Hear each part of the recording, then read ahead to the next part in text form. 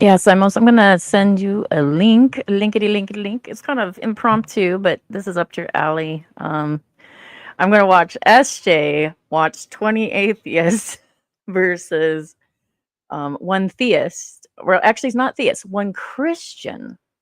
But we know Jordan Peterson has not declared himself truly a Christian. So why he joined that stream, I don't know, but it's absolutely hilarious. Danny kind of handed it to him. So let me go ahead and send this link to, I'm going to send it to the chat here real quick. And then Simos, when you click the link, I'm going to ask you a question. When you click the link in private chat, I'm going to ask you the question. Let me see. What's a good question for you? When I accidentally showed somebody's dead dog on the stream and they threw a fit and you had to settle them down and talk them down for the night, I need you to type the person's username in the private chat when you click the link. And then I will know it's you. That's how we'll know. So there you go. Click the link. Now we'll be fair because now we're going to have an atheist and a Christian. So reviewing SJ versus one atheist versus 20 Christians. All right, Simos, if you could please answer the question. The question is, I accidentally showed somebody's dead dog on screen when I was streaming and they threw a fit. And what was the name of that person? You can type it in private chat. It was an accident. It was an accident. I didn't know her dog died. I upset her greatly. I don't know if you remember. Okay, I'm just going to take the risk, and we're going to bring you up anyway because you did it. Okay, let me go ahead and delete this. The link, I'm going away. There's the link going away. And then I'm just going to bring you up. Simos, is that you? Yes, it's me. Okay, good. Okay, Mark's safe. Was that when I dropped it in the link. Was that a question about the dog aimed at me? Yeah, it was, but I decided I'll just go for it. I remember who that was. Yeah, I think I remember. Was it? Yeah. Was she a Mormon? She's an atheist. Oh, she's an atheist. She's somebody that would be like happy, and then all of a sudden she yell at people. As soon as you said that, I went, oh yeah, now I remember. Oh God, I had to deal with the consequences. Yeah. So Kathy says Jordan Peterson isn't a Christian. He's more of a, how do you say that word? Perennialist? Perennialist. His views are quite aligned with that philosophy. Okay. Yeah. I'm not familiar with that. Are you familiar with that? Perennial. No. Perennialist. No, I thought he was. Yes. I mean, I've heard the word before, but I don't know what it means. So, yeah, we don't know what it means. So we don't pretend like we know what we're talking about when we don't know. So if you could enlighten us, just let us know. I guess I could look it up, but that's a little cumbersome right now. Yeah. When I was watching something, I can't remember what it was now. I think it was. Anyway, I can't remember. I thought he was a hobbyist. If you know what a hobbyist, yes, hobbyist. Like not hobbit, like the philosopher Hobbes. That's right. Yes. Okay. So he sounds like Kant sometimes, though, too. Like when he doubled down and said like he couldn't tell a lie, he wouldn't put himself in this position, and he wouldn't admit that like it would be actually a moral good to like say to hide Anna, maybe lie to the goose steppers. He doubled down and was like, I will never be put in that position. If I was put in that position, I would have made a terrible error. Like, do you remember that? Like, it was weird. Yeah.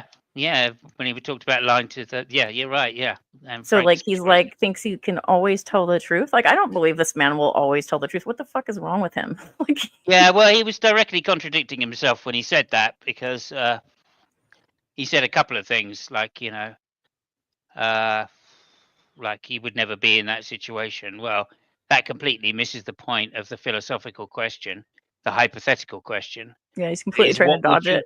what would you do in that situation? Not, not if what would lead up to that situation. So he's, totally fucking dishonest, I think, in just completely ignoring the thrust of the question. Right. And as we know, like Danny is, has a philosophical bent, and clearly was asking it as a hypothetical. Yeah. And I think at some point he said, "Oh, that's a hypothetical. I don't want to. I can't." Actually, that was Parker that asked that. That one was Parker. Oh, was it? Okay. Yeah, that was Parker. Yeah. And earlier on, he'd said he'd posed plenty of hypothetical questions to other people. Mm-hmm. So, and then here he is saying, "I'm not going to answer hypothetical questions." Oh, he was just being a little bitch to him. It was really extremely stupid. Dishonest. Yeah, it was dishonest. It was cowardly, and he always acts like he's not cowardly, and that was a pretty cowardly response. Like, and what is he doing on Christians versus atheists if he's not a Christian? Like, what is he doing? Yeah, apparently they changed the name of the episode. Hi everyone, this is. What was it originally called then? It was called 20 Atheists versus a Christian, but afterwards, after it actually, came out, they changed it to 20 Atheists versus Jordan Peterson. Oh, okay. Because he wouldn't answer Danny's question,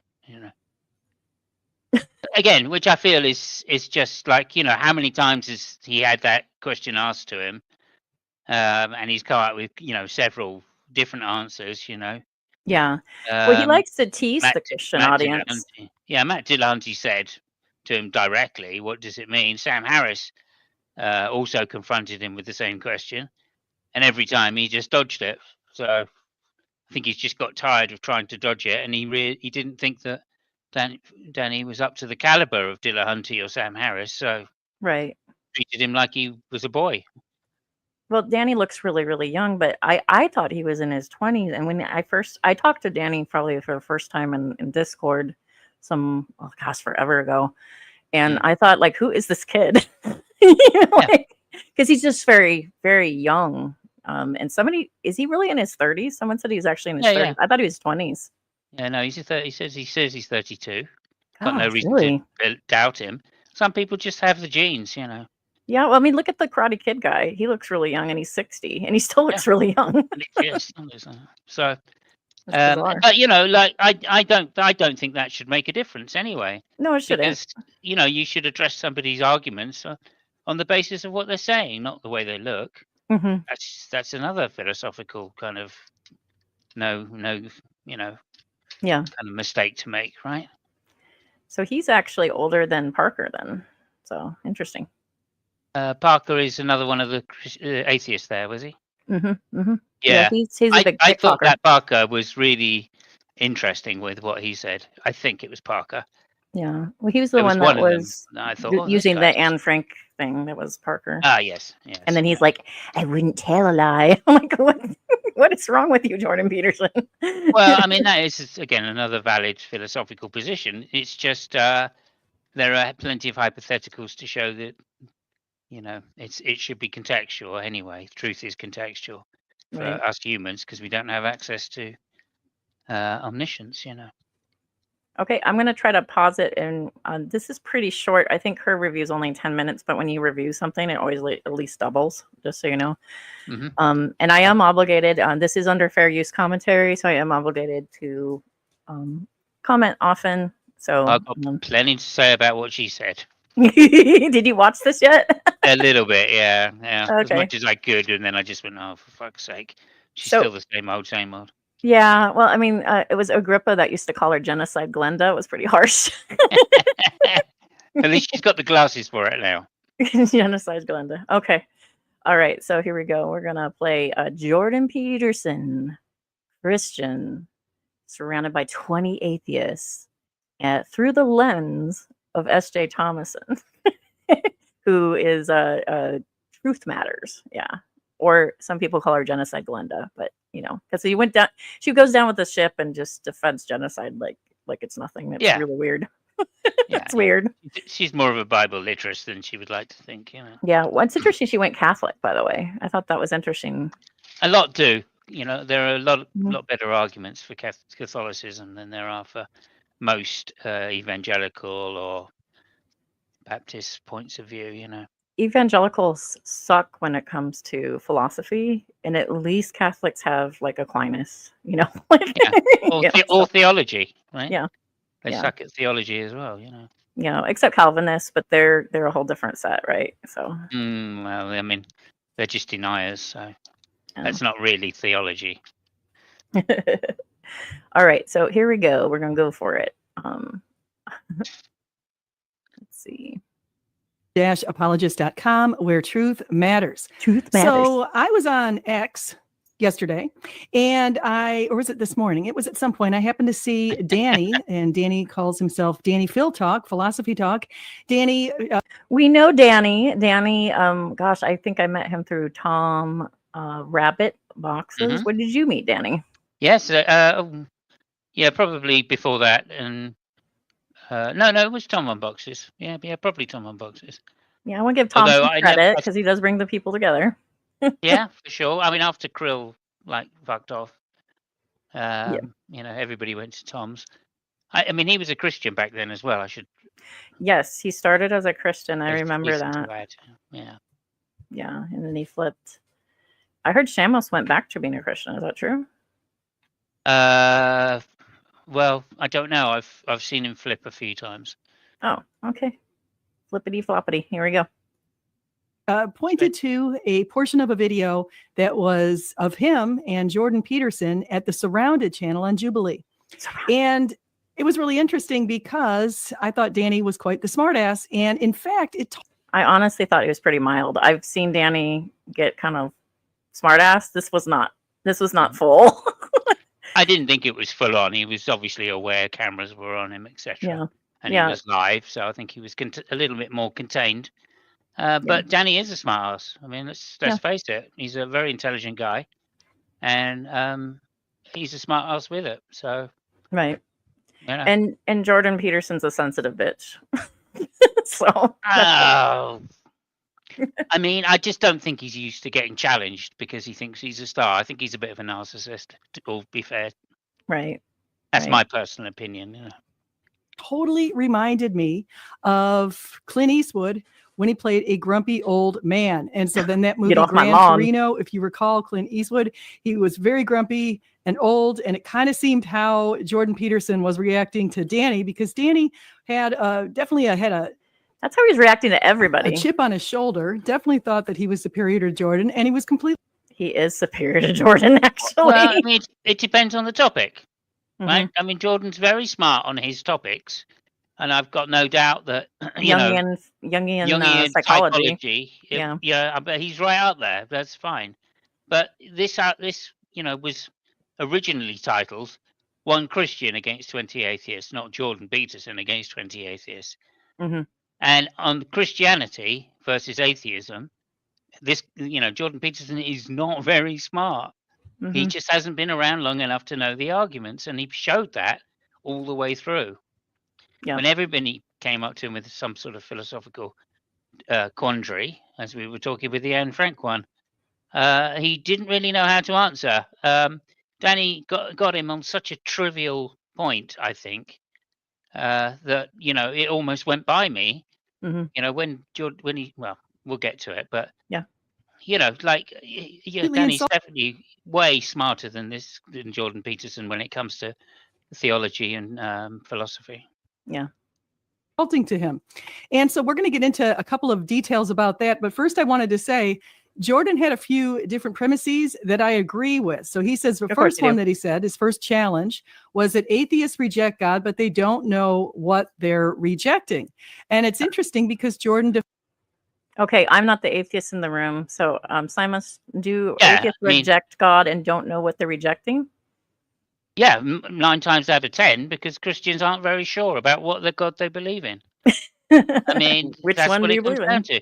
I have a very clear definition of what I think God is, but that's just what I think God is, and I'm not, I'm humble enough to think that not to think that everybody thinks the same way I do.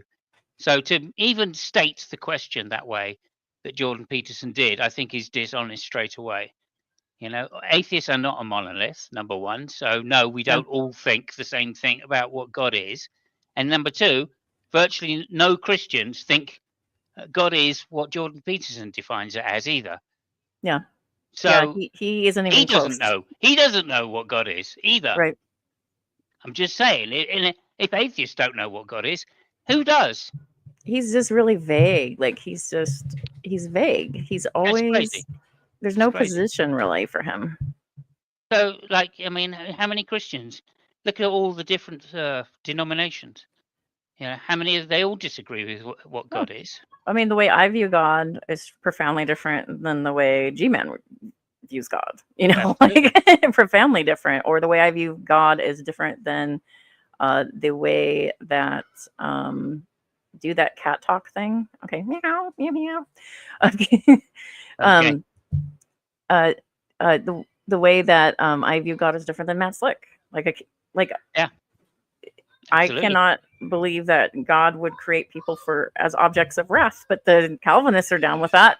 Like, you know, and that's profoundly different. Calvinists completely different to Anabaptists.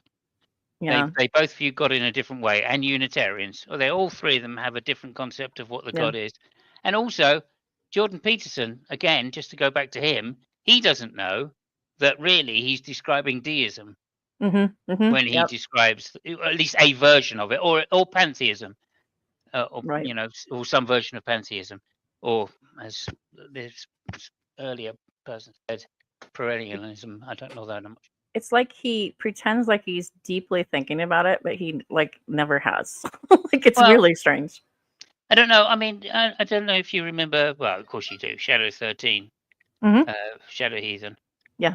Like, you know, he was very spiritual, right? And he is very spiritual, I should say, and a very deep thinking person. And he has, you know, he spent time, as I understand it, in the Himalayas, you know, on retreat, just in a cave, contemplating and meditating, and came out with some very enlightened views about spirituality and things which I thought were very Jungian, actually, in my personal opinion. I don't know whether he agrees with that. And there is some deep spirituality about thinking that human psyche is transferred generation by generation. And in fact, what we're referring to is this kind of underground root of a tree, which is buried deep in our subconscious. Yeah, so like would like something like generational trauma, for instance, like, you know how they say that, like would it be like that, or is it? Well, that's one of the consequences of it, right? Is that we all have this this type of subconscious which affects our dreaming time, and therefore our living and awake time, as being some kind of,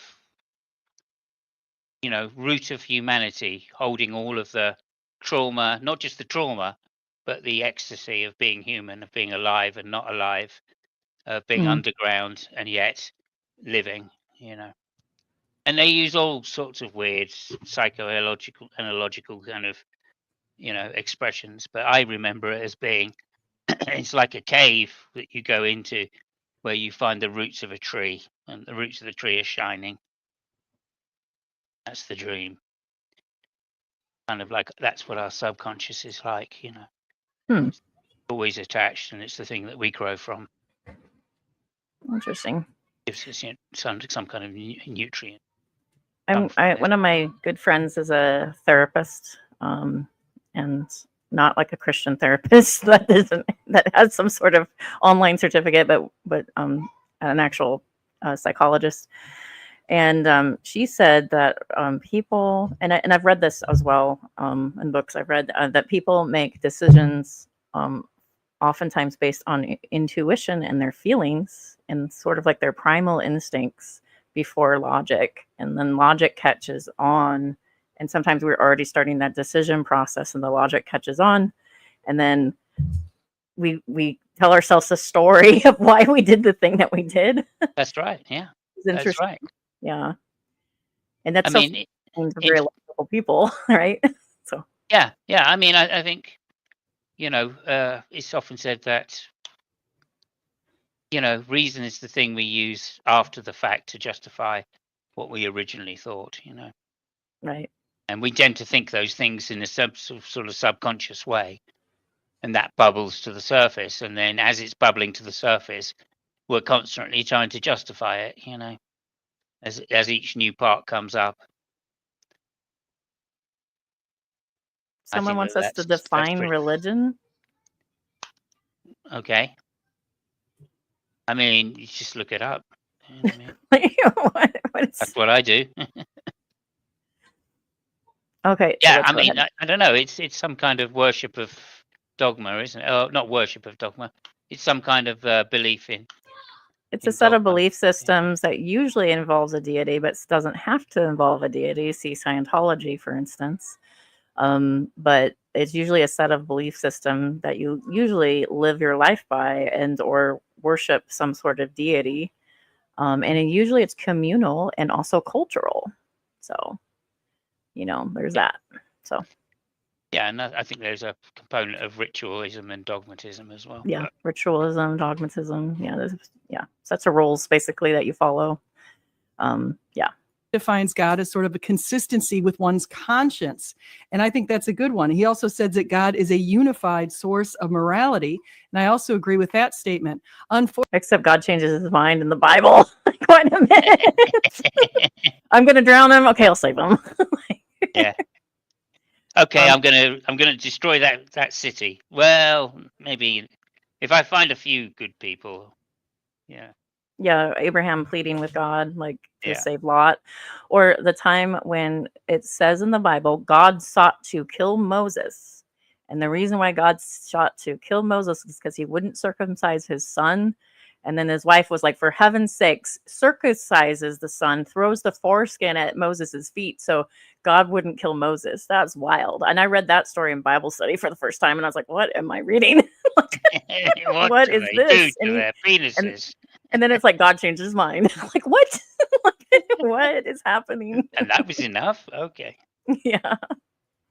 Fortunately, Jordan, though, is still dancing around the idea of becoming a Christian because he believes, if he says he believes in Christianity, it also equates to that he would die for Christianity. A belief means that you would go to the ultimate ends for this particular belief. And he says he believes in Christianity. That could be a problem.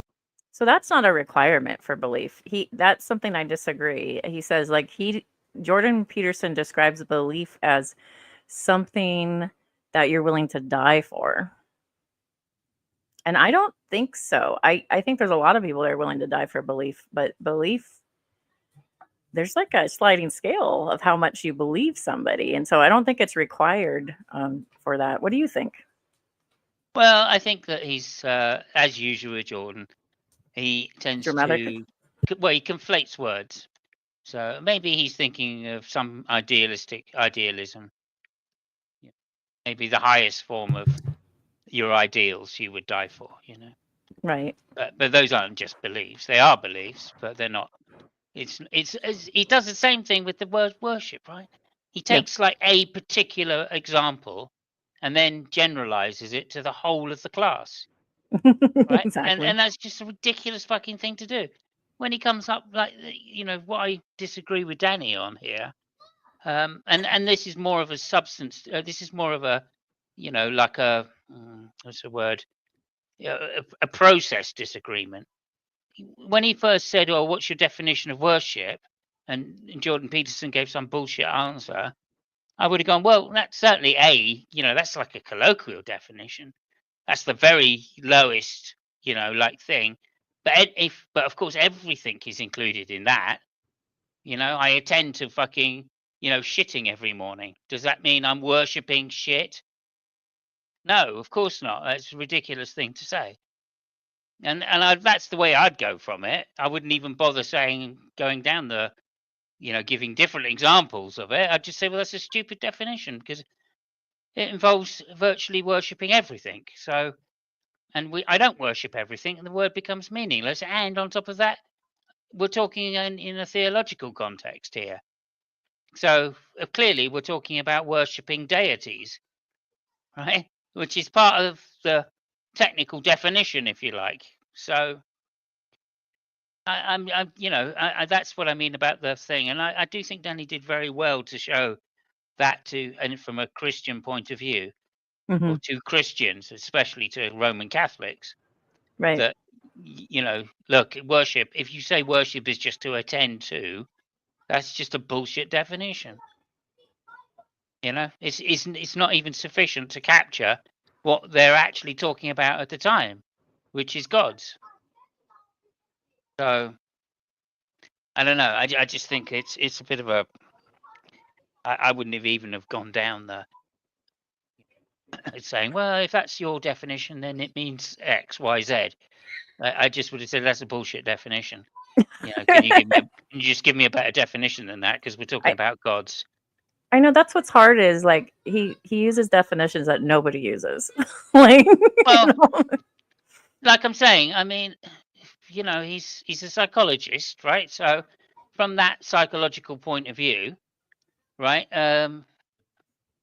In some sense, yeah, we worship, because worship in his definition is a meaningless word. Yeah, we worship many things. Like, like the old adage or the old example is in this country is football. And we have football clubs and people worship their local football club. And then back in the old days, in the 60s, maybe in the 50s and 60s, people really felt very strongly about their local football club, enough to meet up on a Saturday and kick the shit out of the opposing fans, Yeah, that's hardcore. Hardcore, and it happens in your country, I'm sure, right? People, yeah. When San Diego had the Chargers, which they betrayed us and went to LA, and LA already has a team. But when San Diego had the Chargers, the Raiders and the Chargers had like this big beef with each other, and the fans, the Raider Nations versus the Chargers fans, would get in total fights and brawls. And you knew that if you were at a Chargers game, there's a chance something like that would happen around you. Yeah, absolutely. People used to die in the 50s in stands, right up until the 70s, really. Yeah. And like, so you could say that that's a religion to them, right? And there's a famous quote from a famous manager that said, football's more than a religion; it's life and death. Yeah. All right. So good to see you, Sheba. Let me go ahead and we're going to move on. For him. And so Danny confronted him and asked him, are you a Christian? And Jordan said that's really not his business. He said that he doesn't need to tell Danny what he is now. Okay, what is that? It's not. If you join a place where you're talking about that subject, then you probably ought to tell people your position. Yeah, especially if you're standing around 20 atheists that are obviously going to say, well, what type of Christian are you? Right. And he did that because he doesn't want to piss off the Christians that just fawn over him. Please join us. I have a feeling he's so shady in that way. He acts like he's astronomically honest, like McRae. I would never tell. I would say I prefer Jordan Peterson, but yeah, definitely. Yeah, like, I mean, like this particular question is not new. It's not new in philosophy by any sense of the imagination. If he says he believes in the archetypal kind of then say that by all means. You could say, well, I think it's a very useful archetype which humans use to express themselves, and we have done for thousands of years. And in the West, we use Christianity as the highest form of that archetype. Yeah, you could say all that. That's fine. You know what I mean? I think we all roughly know what he's talking about when he says that. But to say, oh, it's none of your business, when, at the time it was called One Christian versus 20 Atheists, is more than relevant, I feel.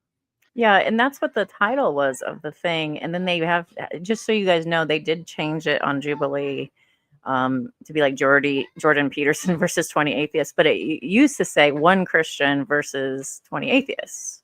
So just a heads up, like they did switch it on the title. So Kathy says, well, the atheists here had plenty of opportunity to address Peterson and get at what particular stance he takes, and Danny was the only one that inquired about it. Interesting.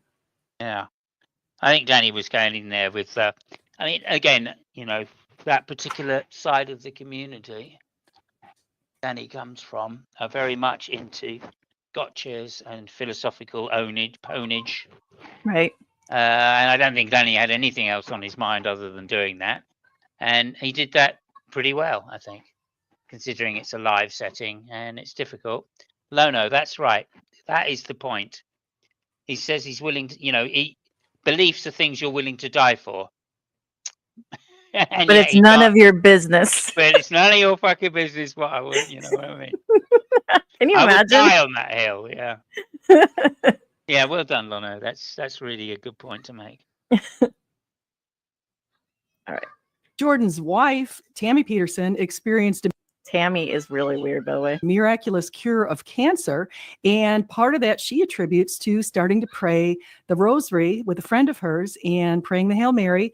And she converted to Catholicism. In fact, she went through the whole program, the RCIA program, and became a Catholic. And so Danny sort of leveraged that to say that he knows that Jordan's going to church sometimes with his wife and started asking about Mary. So let's get to the second premise and then we'll get to the third one, because the third one is where Danny jumps in here. So the third one is that morality and purpose are not derived by science. And of course, that's completely true, because morality and purpose are prescriptive. Okay. We have moral duties and moral obligations.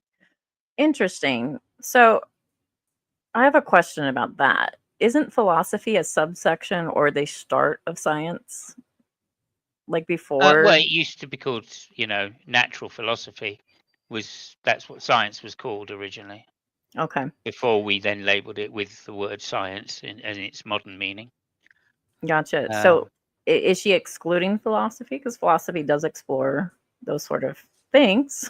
No, I just think that she's trying to make a theological point and not a philosophical point. So that's all I think about that. I mean, she's claiming that morals are prescriptive.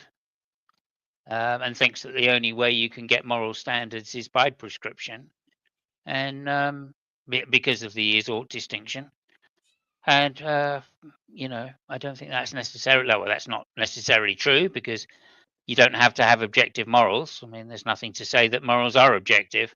I don't think anybody's necessarily proven that. It's certainly a position you can take, but more than that, you can be a moral realist and be an atheist. There's no contradiction there either. So, well, they always try to say there's a contradiction when the atheist says, and it's not as common for an atheist to say that they are a moral realist, or, and I think it's interesting. Like objective morality is like a big attack zone, for atheists, but I think Ozzy was a great example of somebody that did adopt objective morality, and he said the objective was to flourish, and people were like, "I don't know what to do with that." Like, I don't know what to do with that. That's weird. But I guess it would define what the objective is. And not every Christian is a divine command theorist. Some Christians, like divine command theory, says whatever is good, is whatever God declares good, and whatever is evil is whatever God declares evil. And it's just there's natural law and there's other views even within Christianity on this, but well, those are still going to fall foul of the same argument against them, which is what makes them objective then? Right. Because God said it, that makes it objective. How does that make it objective? Because this is back to Lucretius and Epicurus, right? Mm-hmm. So, I mean, it's never been answered. The problem of evil still stands, even if you say, "Oh yeah, but God is the standard." Well, that doesn't say anything. I mean, it gets worse, right? And if there is a standard and it's not God, then God is relying on something else other than his own nature. And then when you try to peel that back, what is God's nature and stuff like that, and you look at the attributes that like theists are attributing to God, it becomes very difficult. And that's kind of why I kind of ended up, one of the things of why I ended up more like a deist, because it doesn't make any sense. Like God is God has these human traits, he's just, he's merciful, he's loving, and then when he goes against these traits, or the way that these traits are playing out doesn't make a lot of sense, when you judge those traits, or you judge why God is allowing evil, or grotesque evil, I would say grotesque evil, babies dying of bone cancer, that's a grotesque evil, right? The Holocaust is grotesque evil. I even think the tarantula hawk eating a tarantula and then laying its eggs and then have the babies eat their way out. That's kind of gross evil too. Whatever you want to describe as quote unquote gross evil, every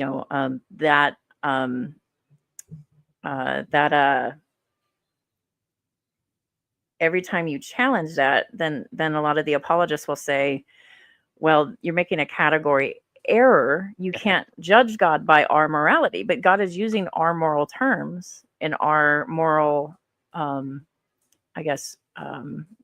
foundations, like love and mercy and things like that. And then when you try to define it more and pull it back, then they turn around and they're just you're making a category error, and that's really frustrating. That's really frustrating. Yeah, well, it also is a little confusing if you believe that God wrote morality on our hearts, then what else would we use to judge? That's all we've got. If they think it's that, well, it's a God-given gift. So you're saying I shouldn't use a God-given gift to judge God? Okay, but that doesn't leave us with a lot of resources, does it? So all you're really saying is you can't judge God, whatever. Doesn't matter what you think. And then if you can't judge God, right, then what is this accepting and rejecting of God? Exactly. What is that? What the hell is free will then? Right. What good is it to me if I can't choose? Maya says, I'm not used to getting 2 spackle streams in a month, much less a week. This is weird. It is weird, right? I'm feeling pretty good. Like I said, I'm on a new medication and I'm not in so much pain and I'm just feeling a little feisty. And I was like, oh, let's go live again. So, but yeah, let's see. How do I say your name? Let's see. Birdetech? I don't know. God is not God. It's your idea of God. It's 2025. Jesus died. Rest in. Okay. All right. I don't know what that means. Not only can I not pronounce the name, I also can't understand what the sentence means. Yeah. No, look, we're going to move on. Unless that was rhetorical, in Maybe. which case I kind of get it.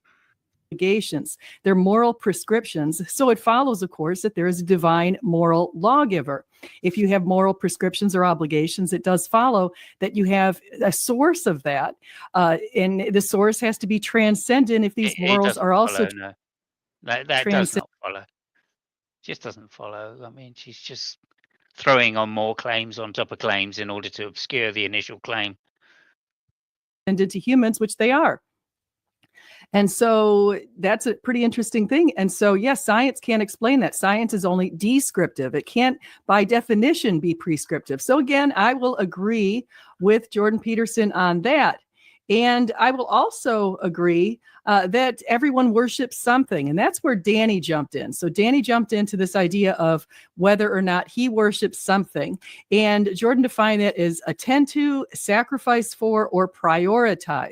In America, our favorite religion isn't Christianity. In America, our favorite religion is capitalism. And in America, we worship the dollar. That's what I think, actually. Yeah. I know a few examples of that.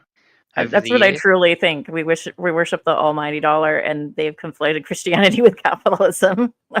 But do you notice, I don't know, I mean, I think maybe I'm being a bit disingenuous here, but I mean, SJ is really just agreeing with the premise, I guess, or the definition that Jordan gives, just because she's against Danny here, not because she sat and thought about it. Mm-hmm.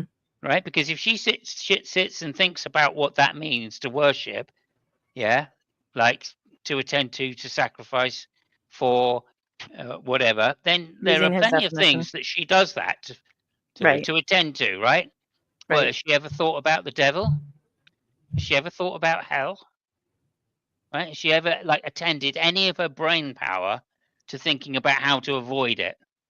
Well, yeah, of Because course. if she is, she's worshipping it.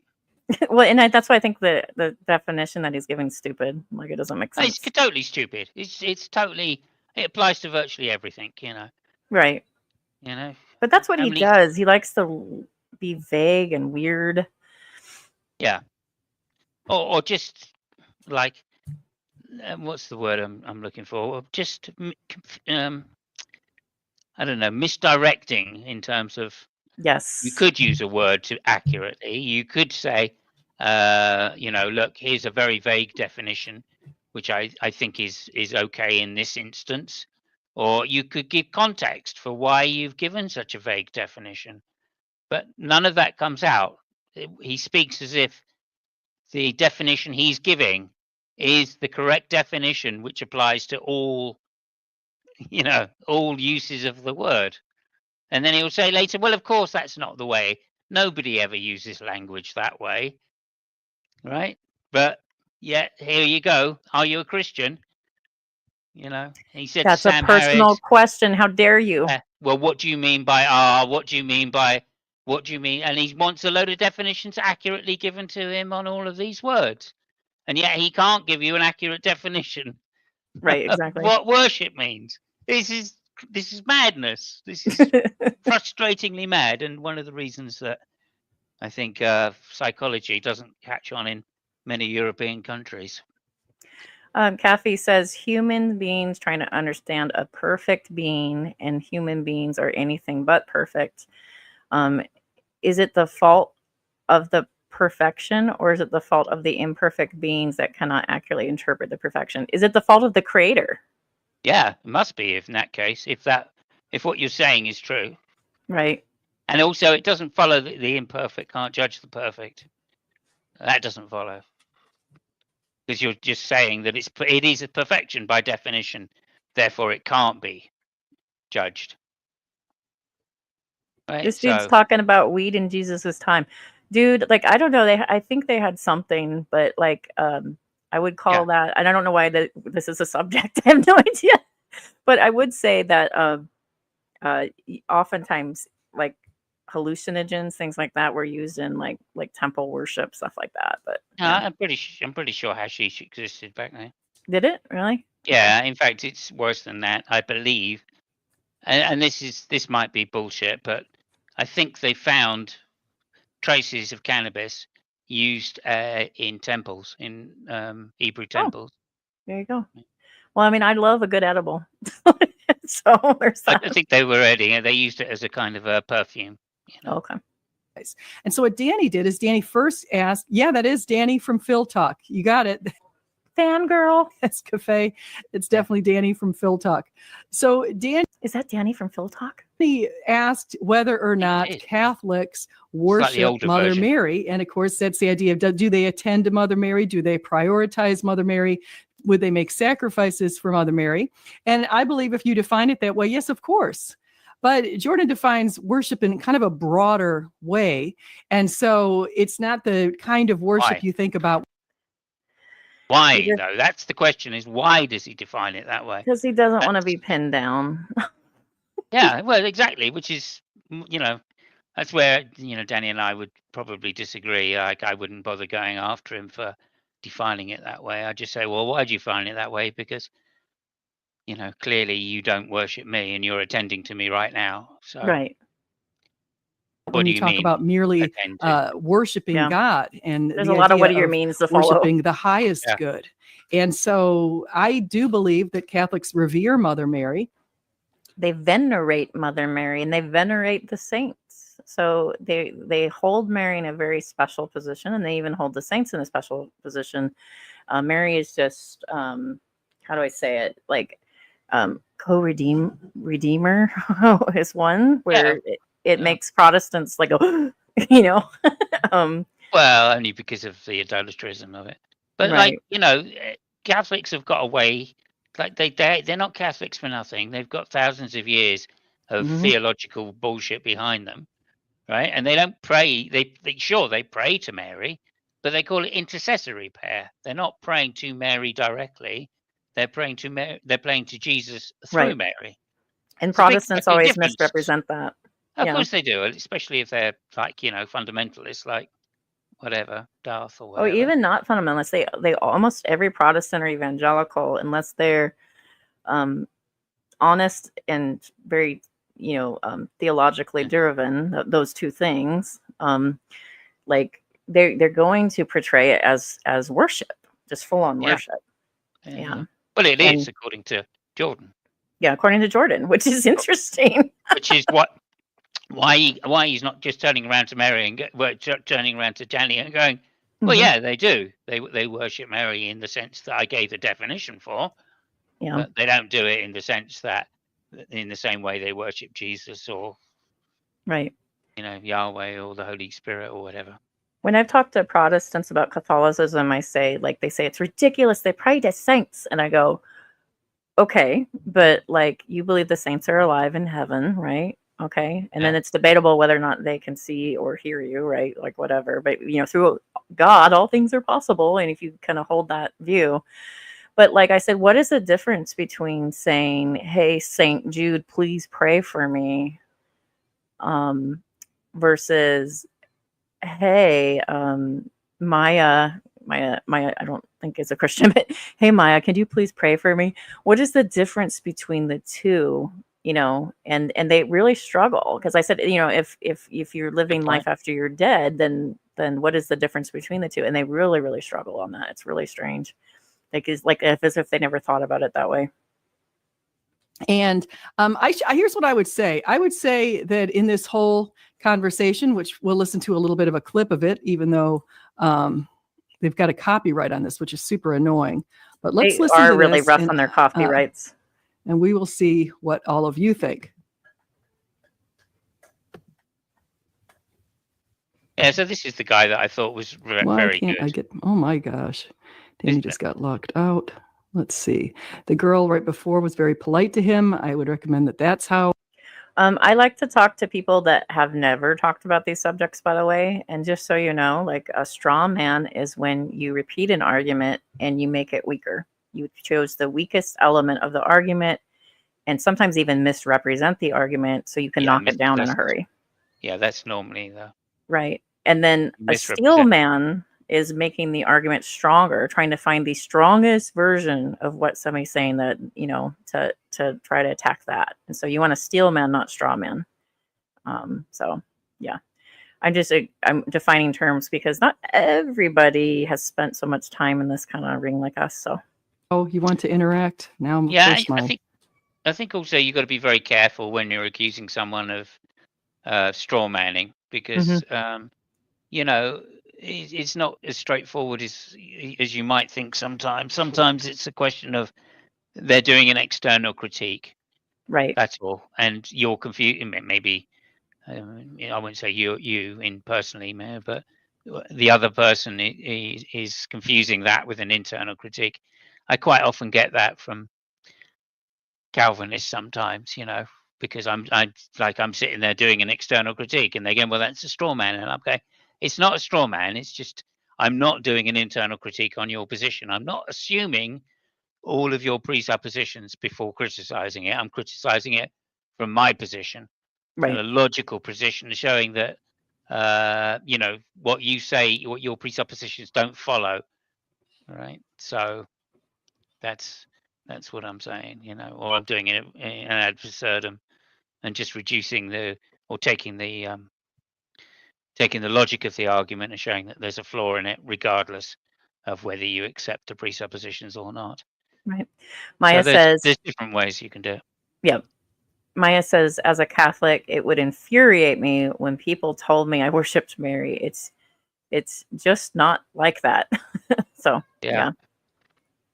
It does seem that way, though. Video is not wanting to pick this up. Wow. Well, I would say more or less voluntarily self-sacrificing. But that's also what we came to know, is that someone can I skipped ahead somehow. Like 60% or 70%. My bad. Let me go back. Totally reminded me. I don't know how I managed that. That was interesting. Let's see. Smartass. And in fact, it totally reminded me to Danny, because Danny had definitely had a A chip on his shoulder. A chip on his shoulder. Okay. Definitely thought that he was superior to Jordan, and he was completely insulting to him. And so we're going to get into a couple of details about that. But first, I wanted to say Jordan had a few different premises that I agree with. So he says the first one that he said, his first challenge, was that atheists reject God, but they don't know what they're rejecting. Okay, we already talked about that. I also agree with that statement. Unfortunately, Jordan, though, is still dancing around the idea of becoming a Christian because he believes, if he says he believes in Christianity, it also equates to that he would die for Christianity. A belief means that you would go to the ultimate ends for this particular belief, and he says he believes in Christianity. That could be a problem for him. And so Danny confronted him and asked him, are you a Christian? And Jordan said that's really not his business. He said that he doesn't need to tell Danny what he is. Now, Jordan's wife, Tammy Peterson, experienced a miraculous cure of cancer. And part of that she attributes to starting to pray the rosary with. Did she also attribute it to her oncologist? I'm just curious. Yeah, I doubt it. A friend of hers and praying the Hail Mary, and she converted to Catholicism. In fact, she went through the whole program, the RCIA program, and became a Catholic. And so Danny sort of leveraged that to say that he knows that Jordan's going to church sometimes with his wife, and started asking. I don't think he did leverage that. I mean, I don't even know whether Danny knows that or not. Mm-hmm. Right? So, I mean, it's irrelevant anyway, but if Danny did know that, then well done him for coming up with this Mary, worshipping Mary, I just find the whole thing so fucking ridiculous. Anyway, carry on. About maybe you should go on a little bit, because we've heard this already. Get to the second premise, and then we'll get to the third one, because the third one is where Danny jumps in here. So the third one is that morality and purpose are not derived by science. And of course, that's completely true. Because morality and purpose are prescriptive. Okay. We have morals are also transcended to humans, which they are. Are they? And so that's a pretty interesting thing. And so, yes, science can't explain that. Science is only descriptive. It can't, by definition, be prescriptive. So again, I will agree with Jordan Peterson on that. Another reason that's wrong, which had just occurred to me, is that, psychology is a type of science as well. I mean, it's not a hard science. It's more of a soft science, but it is still a science. Jordan Peterson should know better. Yeah, that's what I said to engage in all this shit, right? Yeah. But maybe he's more of the woo end of psychology anyway, right? Jungian, which has been kind of passed over for. Well, and Jung is arguably taps into the spiritual as well when he talks about the shadow self and stuff like that. It's kind of this weird, interesting hybrid. Yeah. Very much so. And I will also agree that everyone worships something. And that's where Danny jumped in. So Danny jumped into this idea of some people worship the almighty dollar, whether or not he worships something. And Jordan defined it as attend to, sacrifice for, or prioritize. Intend to, sacrifice, or prioritize. Okay. Oh, so S.J. Thompson worships YouTube. Okay. Yeah, she's attending to YouTube. She probably sacrifices family time for it. And she prioritizes it. Yep. By buying all this equipment. Yeah. You need to ask forgiveness for your idolatry. No, I was kidding. Honestly, it's crazy. It's a stupid definition. And so what Danny did is Danny first asked, that is Danny from Phil Talk. You got it. That's Cafe. It's definitely Danny from Phil Talk. Cafe. So Danny asked Cafe. whether or not Catholics worship Mother Mary. And of course, that's the idea of, do they attend to Mother Mary? Do they prioritize Mother Mary? Would they make sacrifices for Mother Mary? And Cafe I believe if you define it that way, yes, of course. But Jordan defines worship in kind of a broader way. And so it's not the kind of worship you think about when you talk about merely worshiping God and the idea of worshiping the highest good. And so I do believe that Catholics revere Mother Mary. And here's what I would say. I would say that in this whole conversation, which we'll listen to a little bit of a clip of it, even though they've got a copyright on this, which is super annoying. But let's listen to this, and this is where she tries to, and we will see what all of you think. Hardy ho, Kermit That's here. what she did. So she meant to click on play, and she actually clicked at the beginning of the thing. Oops, it's easy to do that if you don't use the K button. Yep. Why can't I get? Oh my gosh. Okay, so it wasn't me. I was freaking out going, did I skip ahead? The girl right before was very polite exactly. to him. I would recommend that that's how you want to interact. Now, of course, my video is not wanting to pick this up. Wow. Well, I would say more or less voluntarily self-sacrificing. But that's also what we came to, though, is that someone can be like 60% or 70% Christian based on simply just acting in that way. Yeah, Richard Dawkins is like that. No, he's not. That's I need to crazy. go off on Richard Dawkins. This whole cultural Christian thing is not what he's describing. He's describing westernized culture, which is influenced by the Enlightenment, not just Christianity. Christianity does have an influence on Western culture, but also the Enlightenment does as well. And so when Dawkins uses, well, in a sense, we're Christian, that's fucking bullshit, because you know what? Like, he doesn't believe in a God, period. And it just really annoys me that he does that. And like, you can acknowledge that there's Christian influence in some of Western ideals or whatever, but like you don't need to call yourself a cultural Christian.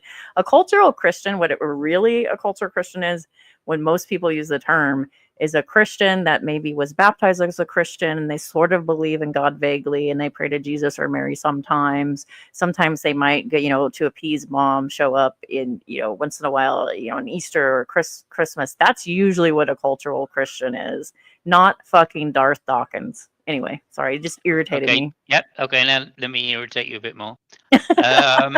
Okay, so obviously I think Dawkins is saying it from a very Anglo-centric point of view, and he's right in the sense that I think of myself as a cultural Christian, not because I believe in Christianity, but I believe I live in a culture which is heavily influenced by Christianity. More than that, not just any Christianity, no, Anglicized Christianity, the Anglican Church. Right. And the reason I say that is not just because there are a lot of churches around and our culture has been heavily influenced by Anglicans, et cetera, that our laws have been largely shaped by Anglicans. And it's more than that. It's that the head of the state is the monarch, and she is officially the head of the Anglican Church. Right. Right. And not only that, she opens Parliament. Not only that, she signs off I say she, it's he now. He signs off all of the laws that go through Parliament. Right? So he owns most of the common land is owned by the monarch, right? It's held in trust by the monarch, right? But they own it nonetheless. So the hierarchy system of peers and awards is set up by the monarch. The monarch has to expressly give all of the charities the ability not to pay tax or whatever to operate, right?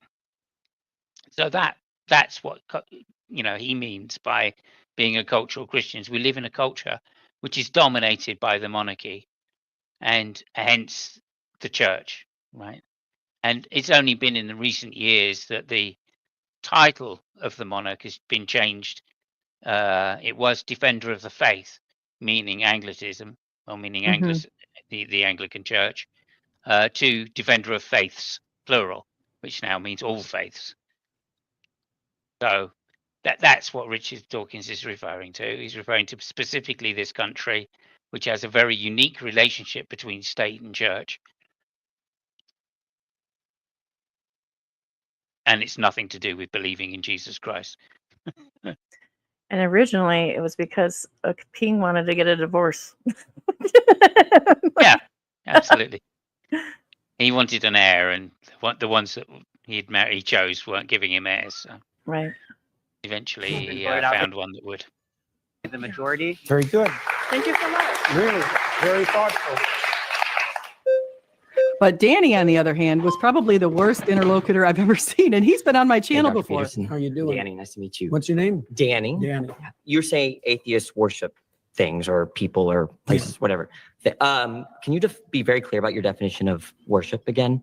Tend to Stop prioritize. Right. Yeah, the very first question is, can you be very clear about your definition? Right. Right. So he's not just asking Jordan to say, can you just give me some working definition? No, he's trying to say, look, you say worship, is all these things. Could you just be very clear about that, right? And just give me a precise definition of what you mean by worship, right? Now, if you give some generalized definition, how's that being very precise? I don't get that. So again, Danny's not being disingenuous here, right? He's being straight up and saying, look, just give me your best definition. I'm going to question you on it. And here we go. And here he comes straight in with the bullshit. And also, look at his frowny face, too. Isn't it funny? Like, he looks aggressive already. Like, what is happening? Yeah, that's one of his traits, though. Yeah. I have to And say sacrifice for. Okay, that's it. That's your understanding of worship. Well, I could flesh it out, but that'll do for the time we have. Okay. Do Catholics attend to Mary? Yes. Okay. So do they fit that description of worship? Yes. So you would say Catholics and other people that revere Mary, like.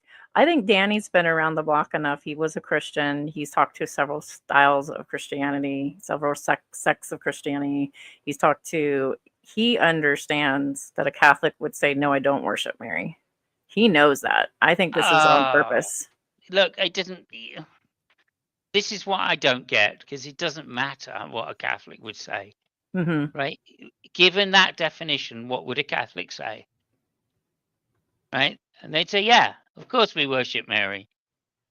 Because that definition is just so generic that, yeah. Yeah, so it's not the definition of saying, whatever it is, I think I pray to Mary as a deity.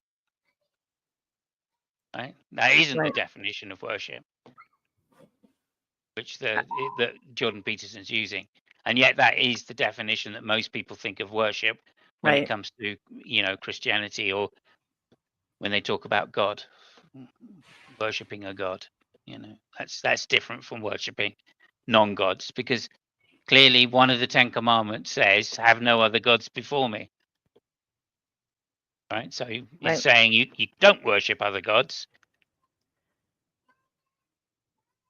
I don't know. I mean, it's just I don't know. It's all a shithole, really. It's all just a massive pile of turds that they're trying to pull through to find out some particular straw, which is going to link two things which just don't even matter, Anyway, whatever. Sorry, go ahead. The Eastern Orthodox tradition worship Mary. Well, they might not put her in the highest. But that's Parker. No. You just said it. No, you're taking it back. There's still a hierarchy. Okay, there's a hierarchy, but. See, Danny doesn't want to listen to this idea of having a hierarchy. Now, he's going to ask if she is the most important human. And I would say that, yes, she is. She's certainly, when she's Jesus' mother, Jesus gave her the honor of being the one who brings him up, spends 30 plus years with him.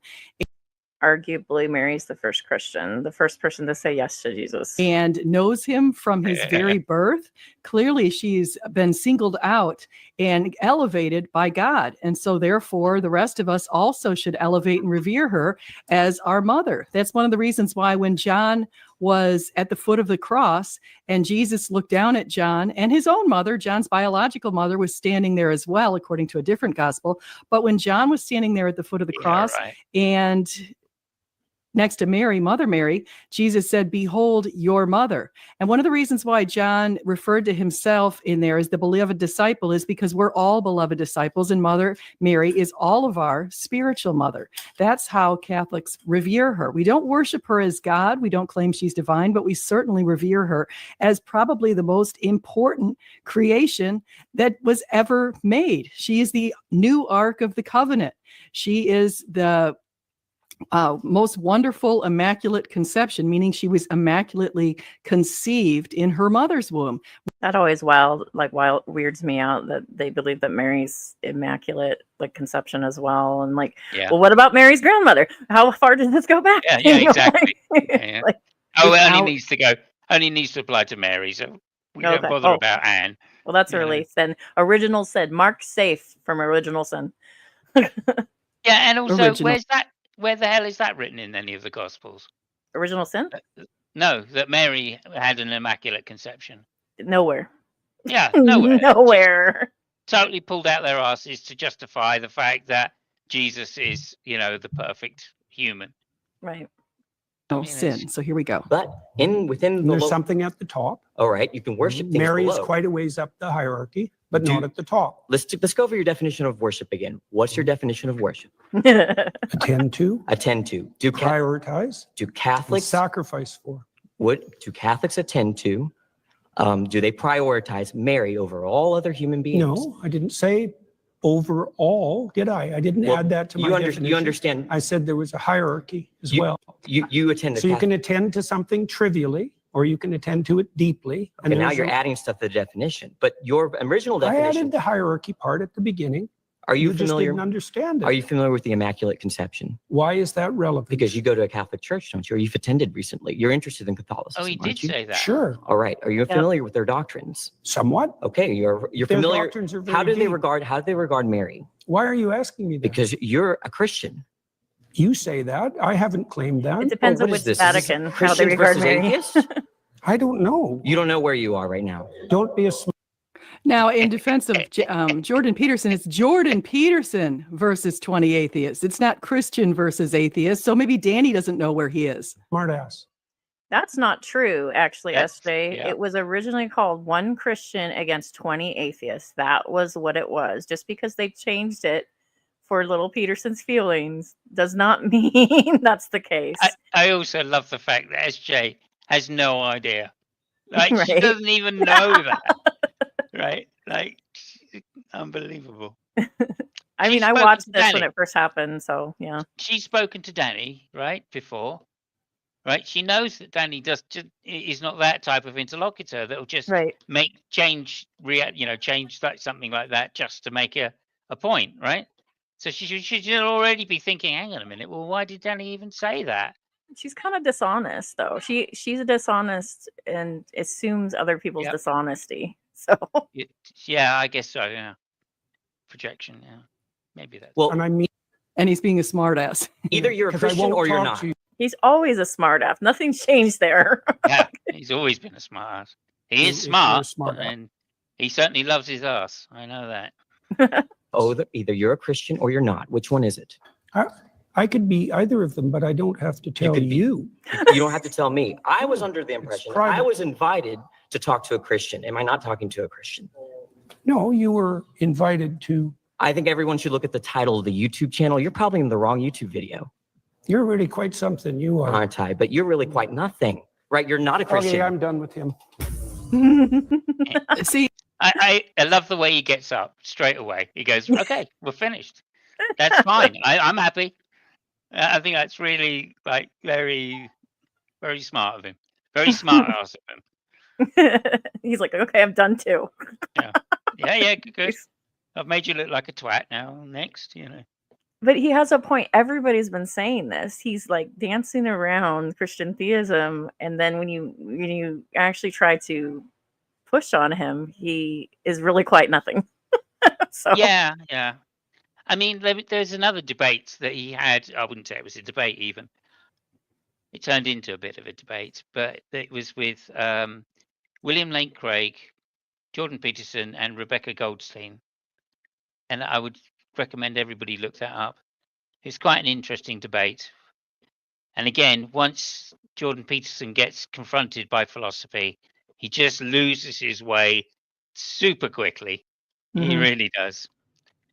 I mean, here I'm like, I was kind of, I don't know, if he'd said, he didn't say that was his only definition, right? So again, I would be a little bit like, well, you know, that's clearly not the definition people use when they're talking about religion, though, right? Mm-hmm. And I'd say, get him to say, "Oh yeah, no, that isn't that's not a definition for somebody applying themselves to God." No, although that fits that somebody applying themselves to God, Right. and I'd say, yeah, but so it's sufficient, but is that the necessary condition? Not clearly, You're really don't know. quite something. You are. Aren't I? But you're really quite nothing, right? You're not a Christian. Okay, I'm done with him. See, Danny really blew it, unfortunately, because he showed that he is somewhat of a pompous thing. I mean, I hate to. What is Jordan Peterson except for pompous? Yeah. what is he? Yeah. And I wish Danny hadn't have said that. Right. I wish he'd sat there and gone, "Thank you very much, sir. I appreciate you calling me something. Now, can you actually address the issue that I've asked you?" I'd much prefer him to say something like that than, "Well, you're nothing," Right. Which is it's a funny zinger, but like Parker did much better. Yeah. Yeah, and also it's not doing anything. It's not doing anything. It's just showing Danny's emotional vulnerability, which I think is understandable, because I would certainly be insulted, and considering it's a public platform like it is, and obviously millions of people are going to watch it, or certainly like a large number of people are going to watch it. I can understand. I would be certainly very prickly in that situation as well. Yeah. So I hope that I wouldn't answer anything as too bad, but I couldn't say that I wouldn't. You know what I mean? Mm-hmm. To pass judgment on him, but the way he came across was so disrespectful, and it's one of those things where you. Has she been in debates that are actually disrespectful? Because this is nothing. This is nothing. Yeah, I don't know. I mean, again, this is the problem with Danny's response here. It's just, it's just, making it, you're either for him or against him. And that's, two sides. All Christians are suddenly going to be going, "Well, you see, that's how atheists act. That's how they are." And they're going to completely ignore the antagonistic kind of sentence that Jordan made. Right. And he wasn't insulting Danny necessarily. "You're really quite something." That's a kind of a meaningless sentence. You know what I mean? It's not saying necessarily, it's implying an insult, implying but disgust, it's not really kind of saying an insult, Yeah, it's implying disgust, or that, your piece of work kind of thing, Absolutely. So it is kind of negative, and yeah, you're right. Theists always ignore that kind of thing, and then they look at the other thing, go, "Oh my God!" But what's interesting too is oh gosh, I lost what I was going to say. You get these young kids, and they think that they can stand up to somebody who's literally lived decades longer and knows decades more. Respect your elders. Is that your argument, SJ? Yeah. Respect your elders. Come on. More than he knows. Dr. Peterson is, again, a psychology professor with a PhD. He's taught at Harvard. Clearly, there's a certain level of respect that should be offered him in these conversations. And Danny not in these conversations, because he's no good at these conversations. Yeah, this isn't his field of expertise. Exactly. That's the other thing. Sorry, right? Mayor's got a good point as well. Let me just dive in. Sure. What did he say? He didn't call him nothing as a person. He said, "You're not a Christian." I wish he'd said, and you're a nothing Christian, instead of "you're a nothing person." Right. Well, that's what I took it as. Is you won't claim a position. Oh, I didn't. I took it as you're an irrelevant human being. Oh, see, that's not how I took it. I took it as you're really quite nothing, meaning you really will not take a position, and you're unlabelable. He refuses to take a label because he has to defend that label. That's how I took it, but maybe I'm wrong. Yeah, and I agree with Kafai here as well, which is this one here. He couldn't get it out. It's clear he's some sort of theist. Absolutely, it's clear that he's at least a deist of some sort. Yeah, probably at least a deist. Probably a pantheist in reality. and or a hobbyist, as I'm saying, and although I'm not sure monism would be his exact choice of words, but it just goes to show, right, that there are different ways this cookie could have been cut. He could have said, well, this is my problem. Thank you for calling me something, and this is my problem. Here's my problem. You claim, right, that you're a Christian. It's one Christian against 20 atheists, so you're clearly claiming that. And yet here you are defending deism. Right. Right? I mean, that's why it's frustrating, because, you're not saying anything about Jesus being a supernatural being. You're only claiming that Jesus is some kind of archetype for human behavior, which is not what Christians think. Right. But maybe a Young might think that.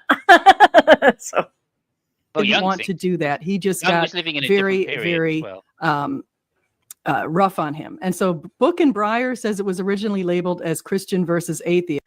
Yeah. So like one of the things I noticed too is like yes, he was prickly or whatever, or smart ass, but like have you seen Aaron Raw? Have you seen Matt Dillahunty? Like, he's an angel compared to them, in my opinion. But yeah, they're just ridiculous at this point. Matt Dillahunty, why would anyone talk to him at this point? He's pretty rude. Yeah, I'm just going to look up this thing that Cafe's saying, because. Oh, Cafe. Let me see here. What did you say? Yeah, let's have a little look. A perennialist. Yeah, that's what they were mentioning at the beginning. Is someone who adheres or supports to the Perennialism, also known as the perennial philosophy or perennial wisdom, is a school of thought that suggests a shared universal truth. Okay. Underlies all world religions. There you go. Sounds like pantheism. It really does. Or panentheism is, I think it might be called. This is the truth is. Perennialists seek to identify and understand this shared core. Yeah, I mean, that is certainly much more in line with Jungianism, that's for sure. Right. I think you might well be right there, Cafe. Yes. Okay, so and Cafe says, I really think Danny's way out of his league here. Yeah, I would have to agree. So I would say that probably of the debaters, this was the instance of the worst one. And then some of the other ones, there were some who were pretty polite, and there were other ones who were definitely going after the gotcha questions. But I have to say, again, I agree with a lot of the. Have you ever noticed a lot of Christians talk about their feelings of like the interaction as opposed to what's actually argued? Yeah. It's a really, and even I've done that. Like, it's something that is almost universal with theists. I don't know why, but yeah. This stuff as far as the Jordan's claims. So here we go.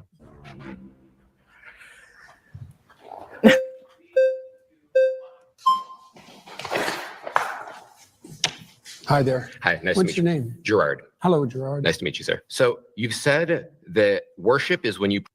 Now, Gerard is starting off on a better thing. He called him sir. I think that's a little. What? He called him sir, so that's fine. If I ever talk to SJ again, I'm going to say, "Excuse me, ma'am." See how she reacts to being called ma'am.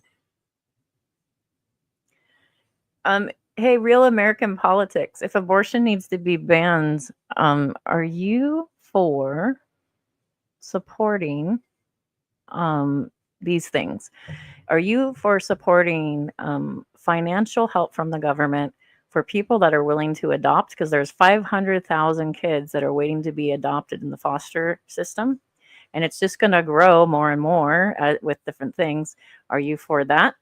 Are you for welfare? Are you for SNAP? Are you for Medicare? Are you for those things? If you're not for those things, you might just be not pro-life. You might just be pro-birth.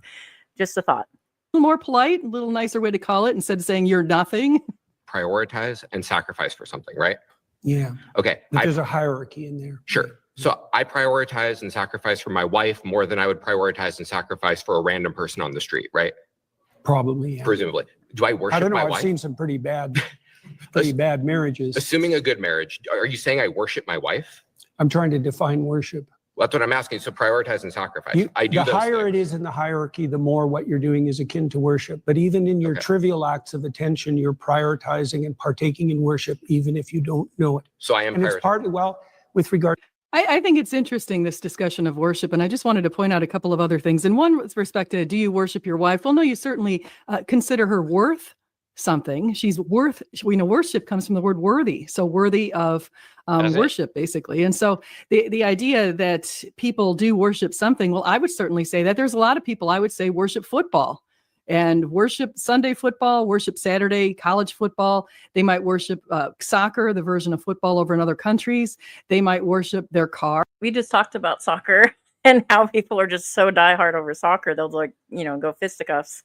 I've seen some people spend hours and hours just cleaning and taking care of.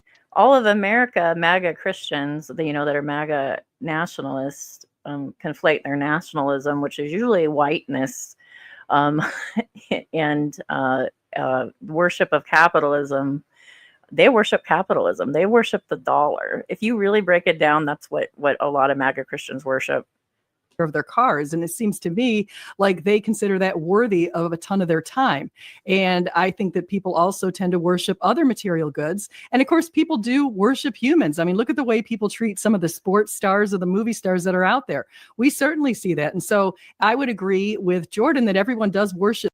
Look at some of Jordan Peterson's fanboys. He's worshipped.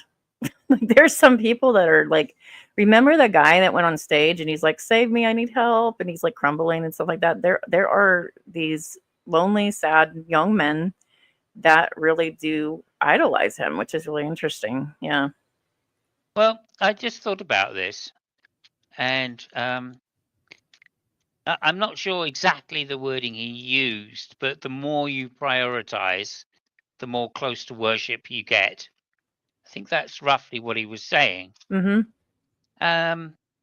So that, I mean, that seems to me then that I don't know, it's kind of weird. It's like a presup kind of idea of religion, isn't it? It's like, well, given that religion is true, God, Jesus, and the Holy Spirit are all equal personages, right? So, and that's the highest thing that there is.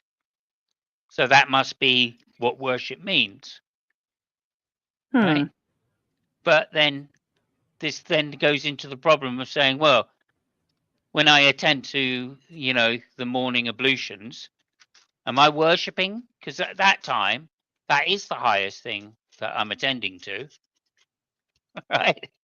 So does that mean, I don't know, what does it mean about having bodily functions? What does it mean about being hungry? Oh gosh, right? So do I worship digestion? I don't know whether I do or not. And at the time I'm doing it, do I have any choice about that? Because once I've eaten something, I don't have any choice about whether I'm digesting it or not, but I am certainly attending to it. It's prescriptive at that point. I don't know. It just shows even the sentence that he uses after having thought about it after Danny's gone is still bullshit. Still doesn't make any sense. So something. Now, Jesus gave us one command: love the Lord above all else and love your neighbors as yourself. We are supposed to hold the Lord at the utmost, highest level in this hierarchical system of worship. That is where the Lord stands. That's where he deserves to be. He's the creator. And everyone else is secondary. And so the idea of giving the Lord your time and your attention, that's exactly how it's supposed to be spent. And that's one of the things that you want to do as a Christian. And so, I want to say thank you, everybody in the chat. I just wanted to do this really quick video to give you some of my opinions. I thought Danny, I was not impressed with Danny's performance in the video. I thought that he acted a bit pompous, and I think he could have definitely done better. I've had interactions with him on my channel where he was much more polite, much reasoned. But I think on a channel like this, when he's going up against Jordan Peterson, who's pretty much a rock star, who has millions of people rock following him, star? sold millions of She's a books. He's very fangirl. intimidating. I think Danny came out there with basically ready, with his gloves on, ready to fight, and it showed. And unfortunately, I think that does play badly for atheists. If atheists want to be accepted more in society, especially societies that tend to look down on atheists. What is this? If atheists want to be accepted more in a society thing, isn't that kind of weird? Like, well, I it's don't know. interesting. It's interesting. Yeah. I mean, there's Jordan Peterson saying that atheists have some kind of monotheistic beliefs, kind of, you know, or you know, have all the same in terms of their belief systems and their worship systems, right? They just don't know. All atheists don't know what they're arguing against, right? This kind of bullshit, you know, which is clearly, you know, wrong from several different lines. Mostly, you know, atheists tend to be ex-religious people anyway, because that's still the largest Danny. number of people. People like Danny, for instance. And so, what they're saying that they were never Christians, right? Well, that's the no true Scotsman fallacy. Thank you very much, Jordan, for showing that you are a philosophical ignoramus once again. And then secondly, you know, people like myself who never believed in any kind of religious belief, right? I have a very, you know, clear definition of what I think God is, right? And I have to do that to be an atheist. In order to reject the proposition or think the proposition is false, I have to think that the word God means something. Yeah, that there's a deity that interacts with human beings, that has supernatural powers or whatever you want to describe. Yeah. I was trying to use a description that would include like paganism too or something, you know, but most atheists reject that notion, right? But if you make it so vague and weird and it's like God is the universe, do you reject the universe? I mean, I also reject that version, but that isn't my definition of what God is anyway. Right, because I'm just not interested in debating pantheists, you know. Right. You know, they're as good as atheists as far as I'm concerned. So, you know, they may as well call themselves atheists, even if they don't think that that's the case. But if they think that the supernatural really exists and we have access to it, then okay, that's a different matter. And that seems to me what most theists believe. And also they believe that the creator of the universe has some kind of mind. And I don't think that, right? So if you're a pantheist that thinks that the universe was created by a mind, okay, then I'm against that. If you're a pantheist that just thinks that the universe is a non-mind bearing creation of some sort, you know, then okay, and we've got no disagreement and it doesn't matter anyway. So like I'm just saying, it's at one stroke he's showing his ignorance by saying, look, atheists all think that they have no understanding of what God is. Well, clearly there are many different types of atheists, and by philosophical terms, if you take the hard position of atheism, you have to have a definition for God, just like you should if you're a theist. Well, what's weird if you think the proposition God exists is either true or false, you have to have a definition for it. Right. But what's interesting too, like you can ask most Christians if they believe in Thor, and they'll say no, they reject that Thor is a god or a deity, right? And then like if you present an atheist with Yahweh or Jesus, and they say, oh, I don't believe that's factual, I don't see any evidence of this deity that you're describing, they're like, that's ridiculous. You do, you know, in your heart, you know, like that's what Peterson's kind of implying. Right. By this using this wishy-washy language, except he doesn't want to say it, you know, right? Because he knows that that's an untenable philosophical position or psychological position. He knows that, you know, people don't know. Like he said this before, you don't know what you think, you know. So Kathy says, I've been in streams with Danny. He's a troll. If there's a theist, he'll claim atheism. And if there's atheists in the room, he'll claim a theist, just to be contrarian. I think it's more than that. I think he likes to make people think about their arguments. And I think that not all trolls are equal. So like there's trolls that are malicious and there's trolls that are like zing. And then there's trolls that are like, yeah, I'm doing zings, but I also want you to think about your position. So if you think of Danny like a political cartoonist, sort of, you know, he's doing a zing, but usually he's trying to get you to think about your position at the same time.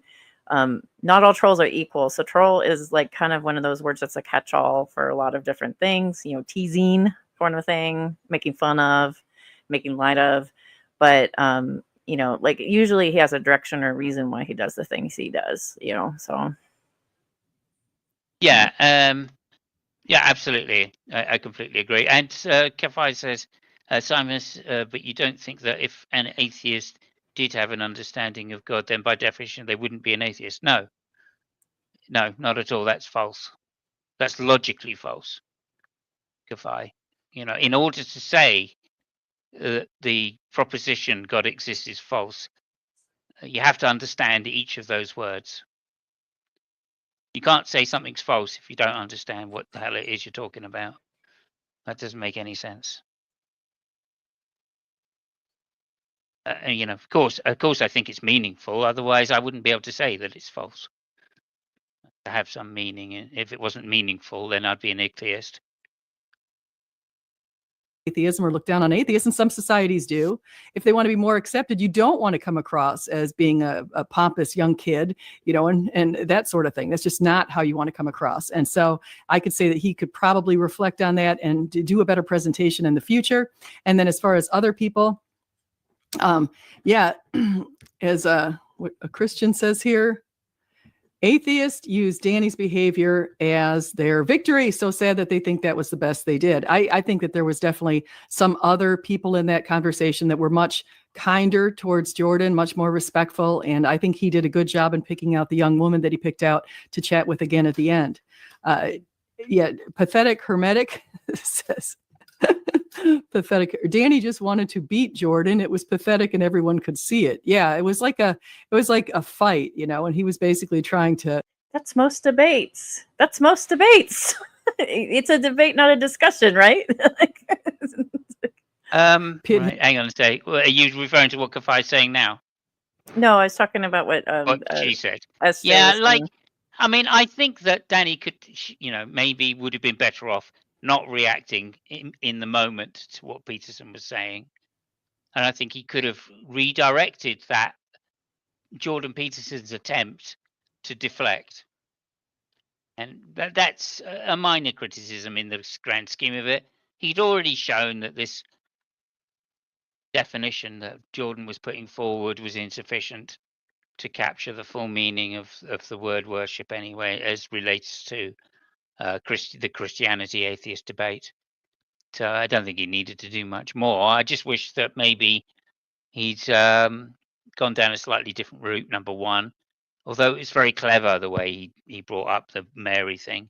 Mm-hmm. Now I know that, you know, Jordan Peterson has some reason to look kindly on Catholicism. Again, as I say, I agree with SJ in that, you know, it's an easy way out for the Christians now to back Peterson over Danny. Right. I would look at it on the other way around, you see, to what she's saying. She says, oh, well, look, that's so bad that atheists do that. Completely ignoring the veiled insult that Jordan Peterson threw first, right? And I wish, like, Danny had thrown back a veiled insult rather than an actual insult. Yeah, be a little more hidden about it. Yeah, like, so you're a nothing Christian.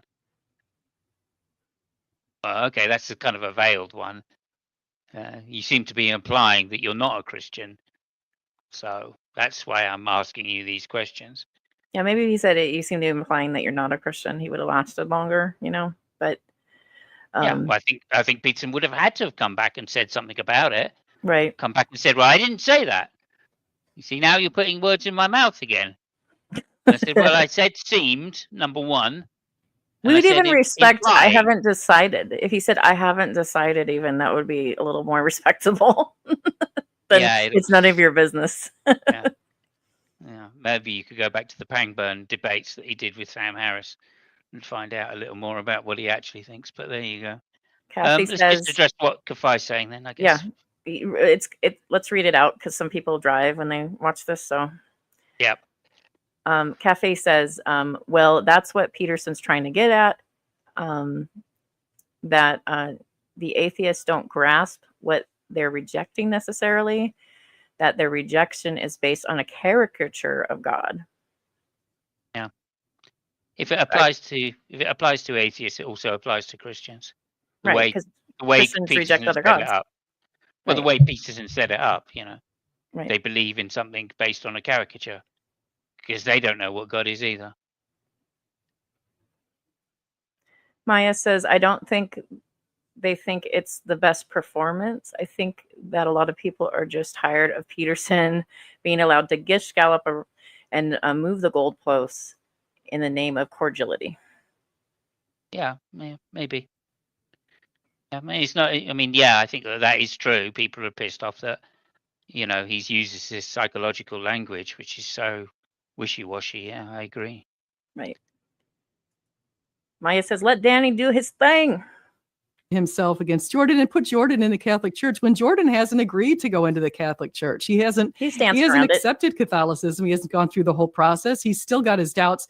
It's one of the things that I actually find a little bit annoying because I feel like Jordan needs to jump into the pool, stop skipping around the sides of the pool. Get in the pool. You figured out the Bible. You figured out a lot of stuff with respect to God. You're referring to the Bible all the time between Cain and Abel and all of the other passages that you talk about extensively. There's a lot of references to the Bible for people that are not necessarily Christian, and some people that are Christian. I mean, Western literature is full of that constantly. Oh, yeah. That's the point Richard Dawkins is making as well, by the way. Yeah. Just to rub the salt in a little bit. Now, Stephen King, I think, says he's a Methodist, but I don't know how into it he is per se. But Stephen King has religious themes all in his books, like Desperation's heavily religious. Green Mile's arguably religious. And then even like Apt Pupil, where it's, the kid that gets obsessed with goose stepping and starts to become the thing that he's obsessed with, is kind of this religious idea. If you stare at evil long enough, you become it, kind of thing. Like that's actually in I think Romans. But these ideas are religious ideas, or even like John Steinbeck's East of Eden is completely from start to finish the Old Testament. Right. It is completely different characters of the Old Testament. So you'd be surprised how many like what's thought of as non-Christian sayings actually have religious roots. Mm-hmm. You'd be quite surprised in the language itself. It's kind of defined by two kind of English language is mainly defined by two major works. One is the KJV, the King James Bible, and the other is, of course, is Shakespeare's work. Right. Oh, maybe three if you include the Canterbury Tales and Chaucer. You understand the point of the Christian God and the purpose of self-sacrifice, and how when we live, part of the purpose is for God and for eternity eventually. And so it's just well, I think atheists do understand altruism. I think atheists understand empathy and altruism, and that's sacrifice. That's not just a theist thing. No, of course it's not. It's a human thing. So another conflation by SJ. It's even a grade 8 thing. Kafai says Peterson is saying you have rejected. If you haven't rejected the God, if you've only rejected the false idea of God. Here's the rub on that, Kafai.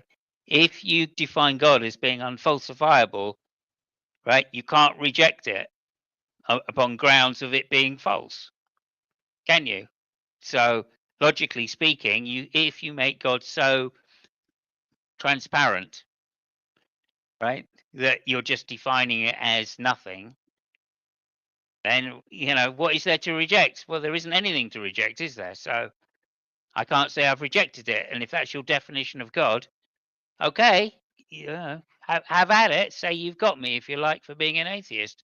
But it's not what I mean by God. So you're not talking to me as an atheist. You're just talking to a straw man, as far as I'm concerned. And that's what Peterson's doing. That's why atheists get annoyed at this, right? Because it's hard enough pinning an actual Christian down when you're debating them, because they'll do exactly what Darth Dawkins does and say, "Oh, look, I'm not defending Christianity.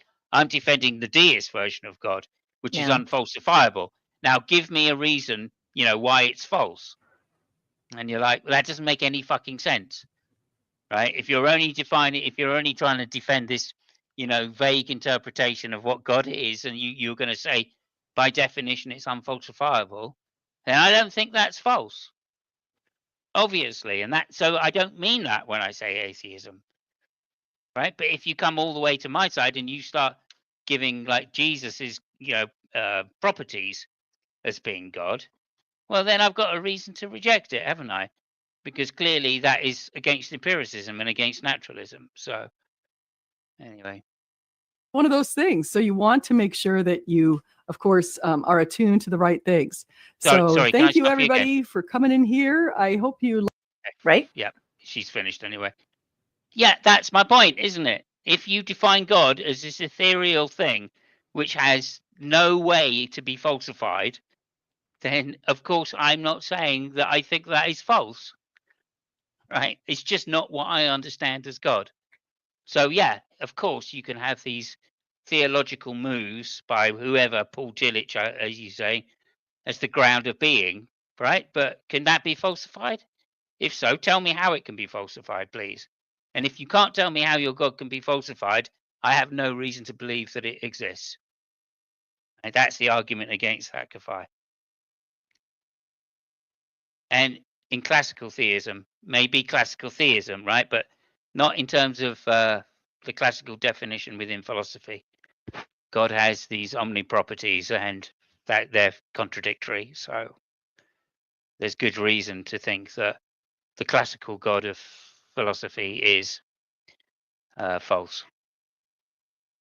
And if you want to address the falsifiability claims, then that would be great. If so, you're telling me that so these people like Bunsen and whoever else think that God exists because he must exist. Yeah, that's just defining God into existence. Yeah, classical theism, God contains no Morphic. I'm really bad at I know what it means, but I have trouble saying it. Qualities. I mean, if you say God is love, then boom. If you say God is merciful, boom. If you say God is jealous, boom. If you say God hates something, boom. These are descriptors, but that's Christianity that makes those descriptions. And then I don't understand why this is the case, but a lot of times when you look at the umbrella, you would think that deism would be the top of the umbrella because that's just God in general, right? Like a holding place. And then, there's different versions of deism, of course, but there's that holding place. And then you would think that theism would fall under deism, but instead, a lot of times they put theism at the top. You ever notice that in those things? And then they'll put deism as a branch of theism, even though it's not. It's kind of weird. Well, it's how Ozzy told me it was, and I went, "What? I've always understood it to be the other way around." Right. But apparently not. So I don't know. It depends. Yeah, I've read a few things, and that's what they keep doing, and I always thought it was kind of interesting because, I would have put deism at the top because at least you're at a creator or a deity, and simple, yeah, and then you move from there. But yeah, whoever put that hierarchy, I never understood that really. But okay, so Kafai kind of messes up here, according to me. According to you. if and this is if is doing a lot of lifting in this sentence. If it does exist, if God talking about God, then of course it cannot be falsified. How can you falsify something that is true? If you assume it's true, right? That doesn't mean it can't be falsified. Number one, right? It can be falsified even if you assume it's true, just by its properties, right? If its properties are contradictory, or contain some contradiction, then of course it's false, right? This is the same kind of mistake you were making earlier In order to call something true or false, you have to think that it's meaningful. Kathy, do you want to join the discussion? If you want to join, and this is not a challenge like "come at me, bro" kind of challenge, but if you want to join the discussion to have like kind of an easier back and forth, you're welcome to. If not, and it's not like a put up or shut up or anything. Like I'm not like that. Just if you would like to, you can pop in. So yeah, I mean I like Evasive, so it's not a problem. But I don't know Kathy. My voice is getting tired, and okay, and I'm not sure whether I can go through sort of the same point which I've been trying to make. Gotcha. Okay, he's saying no. I'm saying let's not assume it's true. Suppose it is true. Yeah. Okay. Yeah, that's the very thing that is in question. So supposing it's true is not going to help us particularly. If you suppose it's true, then it depends on its properties. And if you say that there are two properties which are contradictory, then that shows it's false. I mean, I don't know how else to say it. If you're saying it's true and therefore it's true, that's just circular, and that's not a good reason to believe it either. So, I don't know. So I did want to watch how else to explain it. Go ahead. I did want to watch Parker, and then yeah, that's fine. I didn't want to go through too much because Jubilee is like really strike happy. Yeah. I don't know why they are, but they are. Okay.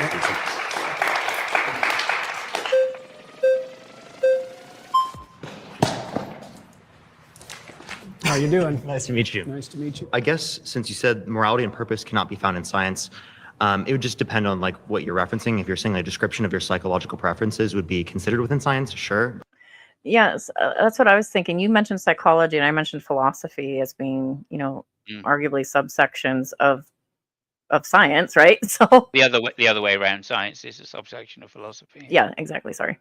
But I don't think that you have to say that it comes from science in order to be like an atheist. As an agnostic atheist, I don't know if God exists, and I don't believe that a God exists. And the only ones that I would really reject would be like the all-knowing, all-powerful, all-good, perfect notion of God that plenty of Christians like prescribe themselves. So he represents the omnipresent, all-knowing, typical Christian God. Okay. So I guess how is that relevant to this claim? You're okay. You're basing a position of morality and purpose in some like notion of God that isn't the same type of notion of God that typical Christians would prescribe. Your notion of God is what typical Christians? Yeah, typically when I talk to Christians, they say that they believe in an all-knowing. How about Cardinal Newman, who defined God as conscience? He's a major influence on all of Catholic social theory. How about that Christian? Sure. So do you believe in the all-knowing, all-powerful, all-good notion of God? What do you mean by believe? Not all Christians believe God is all good in the sense of loving. What do you mean by believe? Oh my God. I guess, he wants him to define the term believe. Maybe Parker can come up with a more defined answer.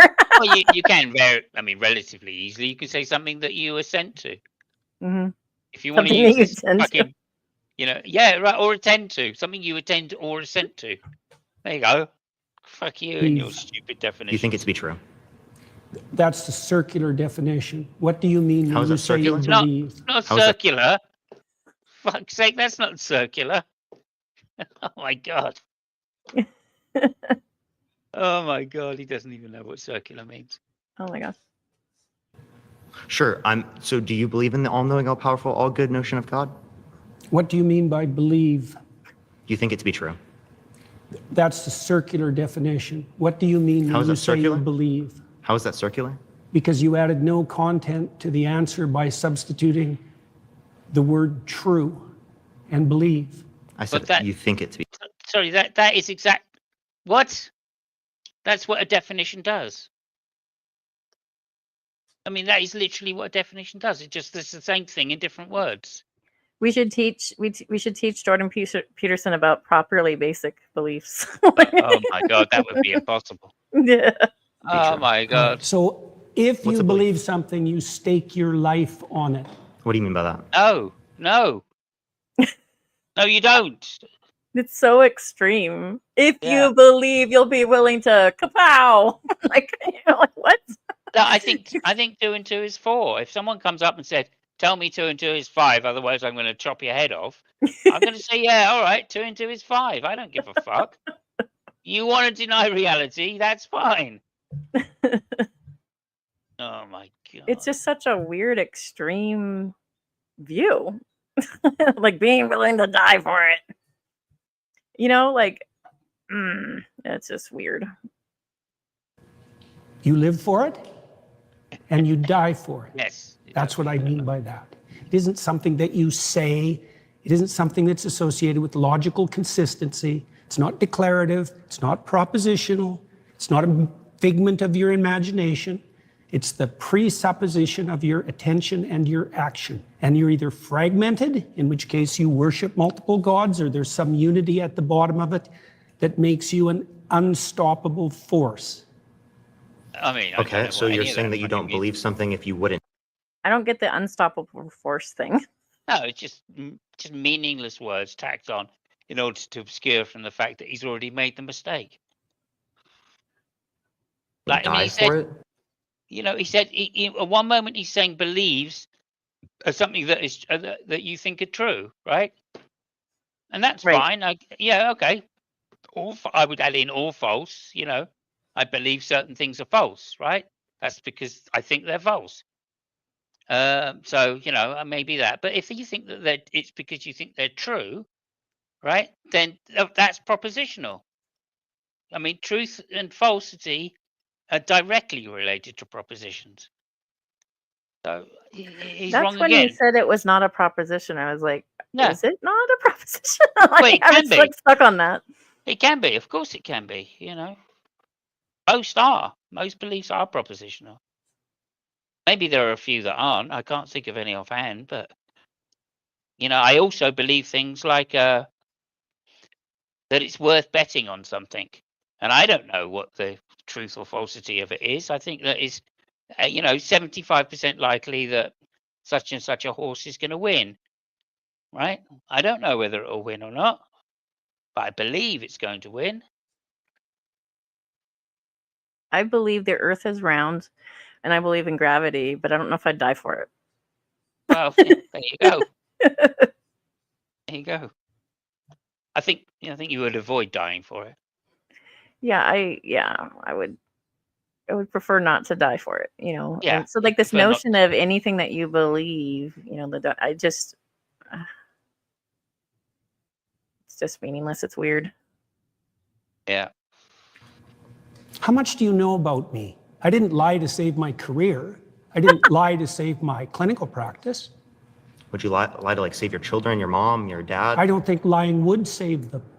Can there ever be a circumstance logically that lying could save someone? Yeah, and if you're steeped in sin, you're likely to live in circumstances like that. I'll give you an example. If you're in Nazi Germany, and it is the case that there's Jewish people in your attic and you're trying to protect them, example. would you lie to the Nazis? I would have done everything I bloody well could, so I wouldn't be in that situation to begin with. It's a hypothetical, and it's not answerable. Hypotheticals? No, I can't answer a hypothetical like that because it's. So he makes hypotheticals all the time. So why can't he answer a hypothetical question? Well, he did say a hypothetical like that. So he's not saying he can't answer a hypothetical, to be fair here. He's saying he can't answer one like that. And okay, I guess he could be saying, I would never hide Anne Frank in my attic. I'd say, no, you can't come in, Anne Frank. Yeah, I think he wouldn't hide Anne Frank. I think Anne Frank would be dead in his case. In that hypothetical, he would be a hypothetical Nazi sympathizer. Well, then he says, I would have made a terrible error if I was in that position. And it's like, wow, you're fucking judgmental. Well, not only that, you're also immoral. Right. It's interesting. Like, does your love and self-worship, I'm going to say that you attend to, your self-worship, Jordan Peterson, of your great character that you can't tell a lie. I don't know. False.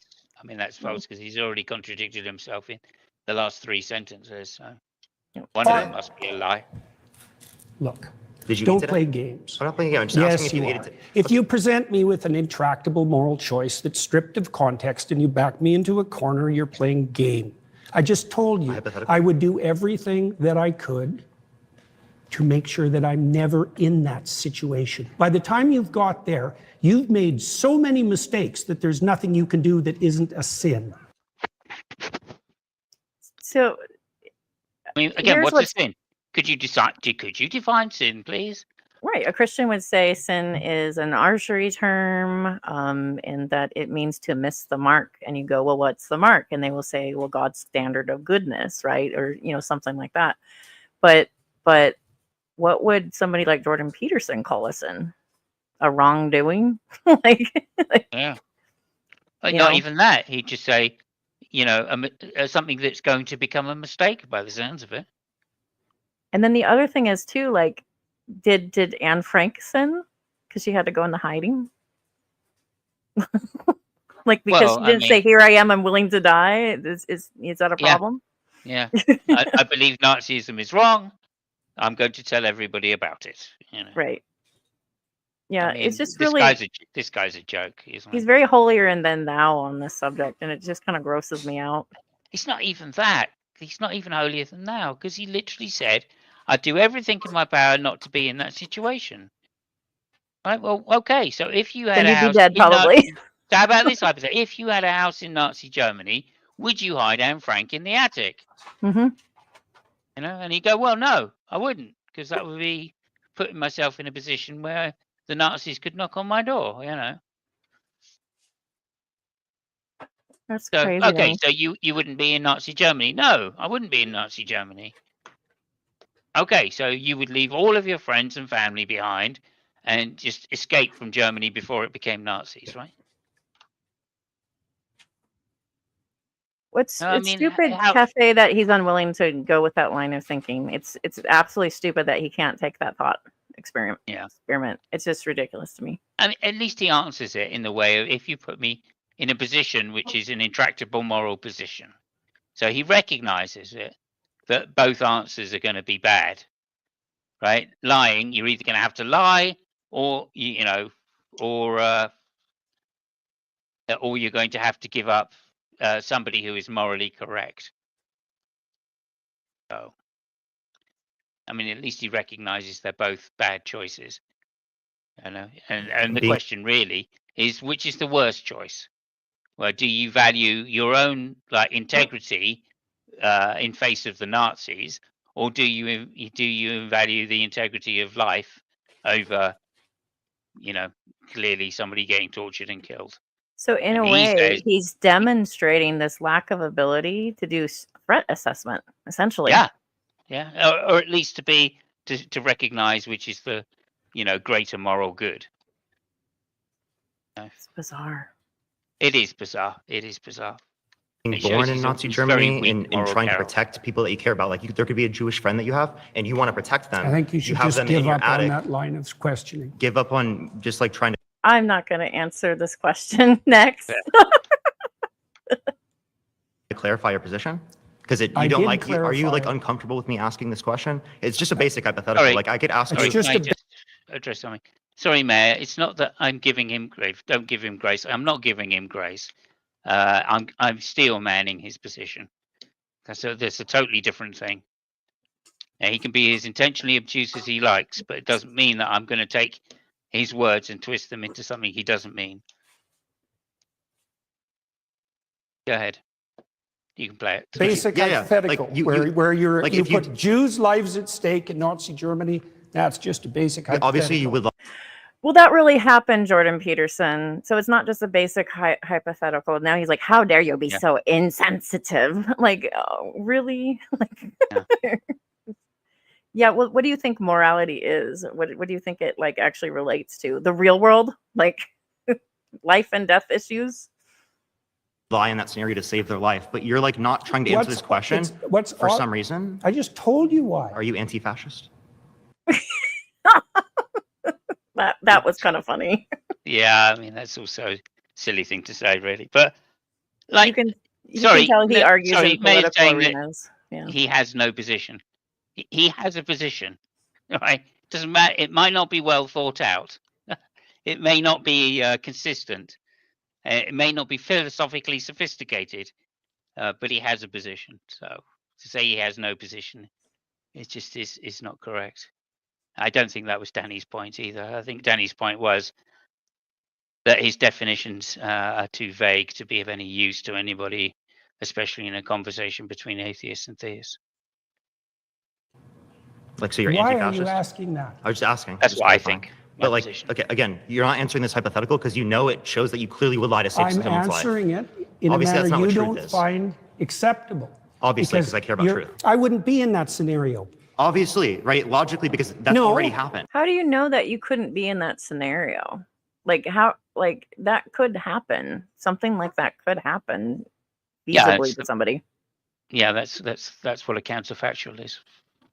Like that's in the past. You don't have a time travel device. We're bringing this logical hypothetical up to show you that in some circumstances that do happen within the real world, you would lie to save people's lives. So your definition of truth isn't actually how we're typically using it. So what you're trying to do is you're trying to muddy the waters when I ask you, like, do you believe this? Do you think this to be true? So you don't actually have to answer the questions. And plenty of Christians don't like that because they clearly see that you don't really like want to be associated with I can Christianity. imagine that I was in a situation where the best I could do as a consequence of my previous mistakes was to tell the least amount of lie I could manage.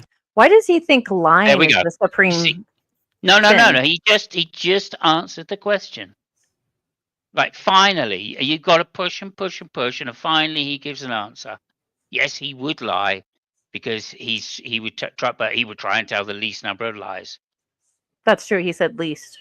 Yeah. Not ever lie. So not ever, right?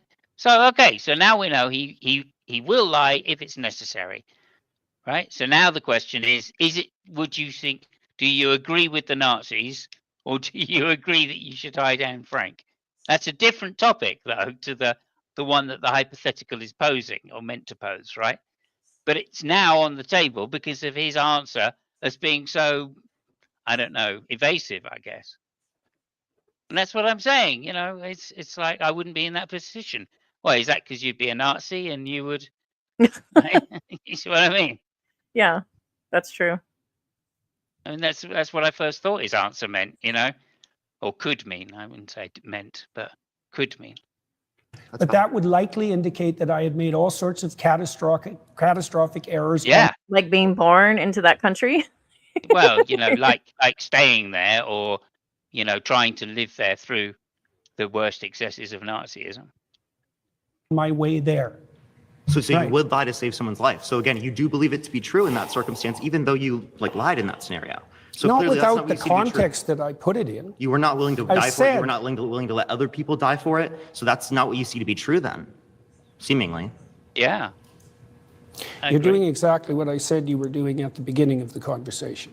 You're generating an impossible, restricted, hypothetical with no precursors to back me into a How is corner. it possible? Is there something contradictory about it?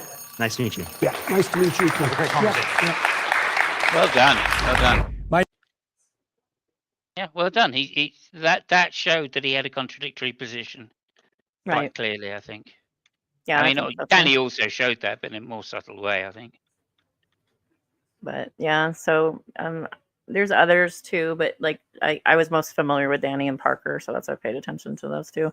Parker does a lot of political debate, and he just basically the whole time he streams says, if you voted for Trump or you're MAGA, come talk to me. And he debates on Twitter, not Twitter, I'm sorry, TikTok. He's a TikToker. So, and then you might know Dean as well, and they usually stay in the political arena. A little bit less so in the religious or philosophical arena. So, Yeah. well, Okay, let's go through these last few comments. Yeah. sure. So Kafai says, however, that's pretty much all we could establish because none of the atheists here were very probing regarding his stance. I don't True. think it's that they weren't very probing. It's that Jordan Peterson is very good at avoiding the topic of atheism. And later on, he says, I've never heard Jordan Peterson claim that an atheist position. Never heard him claim an atheist position. I've watched quite a bit of his content. Likewise, I don't think he has ever claimed the atheist position. In fact, he's gone out of his way to avoid saying that word and even saying the word agnostic. Although I think I've heard him claim that if you push me on it, he would be more of an agnostic than he would be anything else. But I'm not certain that he said that. And also, he specifically used this idea of Europe's history being steeped in Christianity as the basis of the psychological content of all people that have a history in Europe. Well, which one's Ian? I don't remember, and it's not listing it by names. It's going by subject. So when I scroll through, atheists accept Christian morality but deny religion is fundamental. Everybody worships something, which is SJ's thing that she was talking about. There's Danny. We already did Danny. Right, sorry, let's go through Mayor's comments. Yeah. So 2 up. Peterson was a staunch atheist until he gained a strong Christian following. Then he starts tap dancing around deism to keep the money flowing. Yeah, I don't know whether he ever claimed to be an atheist. You have a bit more information than I do there, Mayor. But I certainly believe that the tap dance that he does about the Jungian archetypes coming from Christianity and his talk about Dostoevsky is very much based on keeping the Christians on his side. I'm surprised he doesn't mention Kierkegaard a little more. I love Kierkegaard. I know you do. I know you do. And, but we talked about that. I found somebody else that really loves Kierkegaard as well. Oh, really? So, okay. Yes, indeed. So I'd like to have you both on my channel to talk about that sometime. Oh, very cool. Very cool. Good. Is this one Ian? I don't know if you're looking at it, not me. Atheists accept Christian morality but deny fundamental stories. Ian's the guy that looks a bit like he's homosexual and kind of sounds like Trisha Paytas and has glasses and curly hair. I think I know which one you're talking about. So there's 2 guys with curly hair. Maybe it's this guy. Let me see. Let me just I'll present and you can confirm if that's him or not. Let's see. Let me bring it up. Is it this one or the guy that has like fluffier curly hair? Oh, I don't know. I didn't see this guy. Cafe, I was asking. Oh, okay.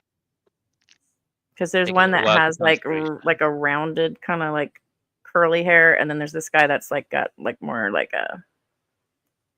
It's not really a mullet. I don't know what you describe that as. So a little bit clipped shorter on the sides. I'm waiting for that response. So I'm waiting for your response and confirmation if that's actually Ian. His ears are really red. The fluffier guy. Okay. I know which one you're talking about then.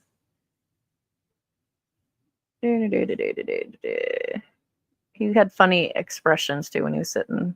They would like go over to him. Yeah, just to answer another question, Neil deGrasse Tyson, I believe, says he's an agnostic. Yeah, that's my understanding. I think it's he uses the strict definition of atheism. My final claim is that atheists accept Christian morality, but deny the religion's foundational stories.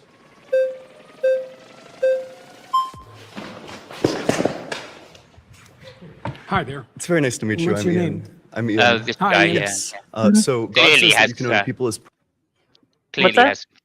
This guy clearly has some philosophical understanding, so I would imagine this will go very much the same way as all the others. Property. He says that you can beat them with a rod too. He commands genocide in Deuteronomy, in Numbers, and in Samuel. I mean, they have a goddamn baby barbecue in Numbers. Like, is all of this in line with Christian ethics? So I know the apologetics, like different versions of the apologetics of answering that, but it's going to be interesting how he answers it. So like one way apologetic would go is like, like a progressive Christian might say, well, that's man's understanding of God, and religion moves sort of with culture and our understanding, and we grow in knowledge. And so like their ignorance, so to speak, isn't like the pinnacle of morality. And then like a fundamentalist will eat it and then be like, everything God says is good. Yeah. Well, it was good then, like, because the babies were going to grow up to be very evil. Yeah. And then there's other people that are like, oh, well, that was the old covenant. We're in the new covenant. It doesn't matter. There's all sorts of different ways people approach this. So it's going to be interesting to see what Jordan Peterson says. So yeah, I think he goes for the last one. So then God doesn't fit within Christian ethics. Well, the biblical library is a continuing story, and everything written in it has to be contextualized by the entire text. There's 65,000 hyperlinks in the biblical text. And you can take pieces of it out of context and criticize them, and that's what you're doing. But that's a mistake, I think. It's an analytic mistake because you're putting the cart before the horse. I really don't think so. I think that if we say that something is Christian ethics, then I think that all of... He's so condescending. Yeah, I know you don't. I mean, literally, that is just all this guy Ian was doing was just clearing his throat. Mm-hmm. That's all that statement was. It's just a throat clearing, right? And so, do you have to really answer it with your own throat clearing? No, you don't. It's just you being a twat. The book's essential to Christianity would fit with it, especially if it's like the main character. When we're talking about how do you deal with God, the morality of war? So how do you think you should deal with the morality of war? Sure. Because I feel like you should send David out to kill 200 people. And maybe while they're alive or unalived, I'm not sure, circumcise them, put it in a bag, and dump it before the king. No, just kidding. Yeah. But it's in the Bible, right? Yeah, with a jawbone, I believe. Yeah. Oh, no, the jawbone is Samson. That's Samson. Oh, it's Samson, is that? Beg your pardon. morality, like I feel like Christian ethics, like this. Are you going to say something? Sorry. But yeah, I'm going to say, how do you deal with the how do you deal with the morality of war? Well, that's just saying, yeah, I know I do, but what do you do? I mean, like, it doesn't matter what this guy thinks about war.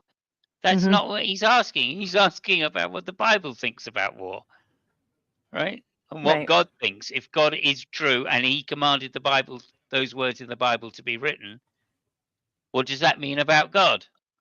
Right? I don't care what Ian thinks. It's just crazy. This guy is just one philosophical blunder after another.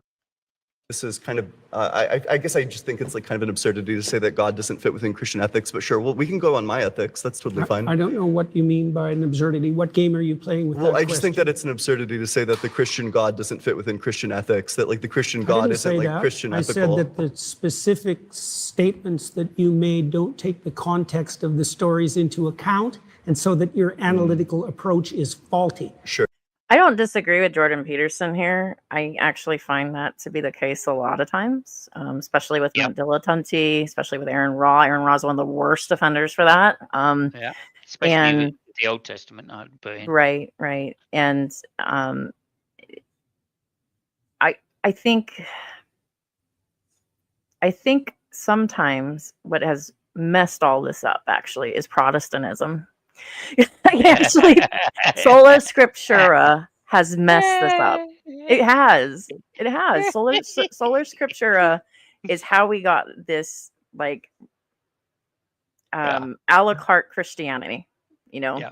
So you're saying it's better when the common people couldn't read the Bible? No, I don't mean that, because that's not what sola scriptura means. Sola scriptura means that your inspiration and truth is like solely on scripture and nothing to do with culture, nothing to do with the church head, nothing to do with any evolution of the Holy Spirit or anything like that. It is literally based on scripture alone. And I think that scripture alone thing allows Christians to take things out of context all the time and use God as like the quick answer book out of context, and not talk. They have no care for what audience is being addressed. They have no care of what purpose it is. They have no care about what references are made and why it's important for that culture. They do not care about it. So they get this a la carte scripture or this a la carte Christianity, and it's like piecework. And then you run into an atheist that's like this, and I honestly think that's how we get atheists like that. And we have made Christians have made a mistake, especially American Christians are doing that, and that's why you get this. And then when you go, oh well, you're not taking context, you're not. Well, that's because Christians largely don't. it's something that we started. So yeah. Okay, so Don't.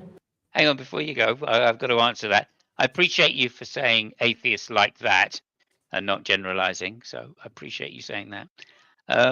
However, like I'm saying, this, I agree it's Protestants, because Protestants decided that they knew more than the church. At least, they started translating the Bibles into their own languages so it could be understood by the common people. And I agree that that is problematic. Not because they did that and the common people couldn't understand it. It's because it turns out that the books that they decided to keep in the Bible have these issues in, have these contradictions. They have these stories in which are clearly immoral and that have to be, anesthetized by context of the Iron Age belief systems and societies with which they were written in. Right? So I agree with everything you said. Yeah, it was better when, the people in control of the church just had the Latin and nobody could read Latin except those people. So And I those don't people, those people could contextualize it in order to make it seem not quite say what it actually says. But in truth, it is what it actually says. And if you have any kind of literal reading on most of the Bible, you're going to find contradictions.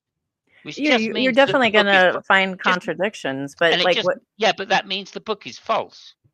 what I'm trying to say is that with Catholicism, I don't mean like, oh, let's go to the good old days where people didn't have it in their language. What I mean is I know that. There is a lack of teaching of where it comes from and the why. Like Jewish people have the Midrash. They have the Midrash and rabbinical commentary of like why something happened or why they did this or how rarely they followed this law or how often they'd follow this law. There's a lot of commentary on that, right? Christianity largely, especially evangelicals, lose a lot of that. They do devotionals. They might do a quick blurb here and there, like, oh, Paul was a tent maker, but they do not really deep dive into why Paul might be in Titus actually talking to Epicureans. They don't deep dive into that. They don't talk about it really. For good reason, right? Is because they know that Paul's if he was really talking to Epicureans, he knows that Paul's talking bullshit. Right? And it's probably some of the worst philosophy going, and it sets philosophy back 1,000 years right there, well, not 1,000, but 500 years, maybe 400 years in Paul's case, right? So of course they don't want that publicized. This is what I'm saying. It's not the fault of it's not the fault of the Protestants that they've had to have this book thrust upon them, right? And how many people have said, well, it would just be better if we just divorced the Gospels from the Old Testament. We didn't have the Old Testament at all. It'd be better if we divorced Paul. Frankly. Yeah, and Paul hasn't been a big help, let's put it that way, according to some biblical scholars that I know. But nonetheless, that's kind of what I'm saying. It's, and the whole project of Protestantism and why that schism happened in the first place is down to the fact that the Catholic Church didn't want the lay people to be able to read the Bible in their natural language. It's multifaceted. It's also the selling of indulgences and how Catholics would be like, oh, you want to get your family out of purgatory or hell? Here you go. No, it's not. That was for sure the reason that it was taken up and fought for so hard, right? But it's not the reason that it was translated into natural languages of the people, right? I mean, it was happening before indulgences, right? And when was the first translation into a natural language? I forget. What I mean?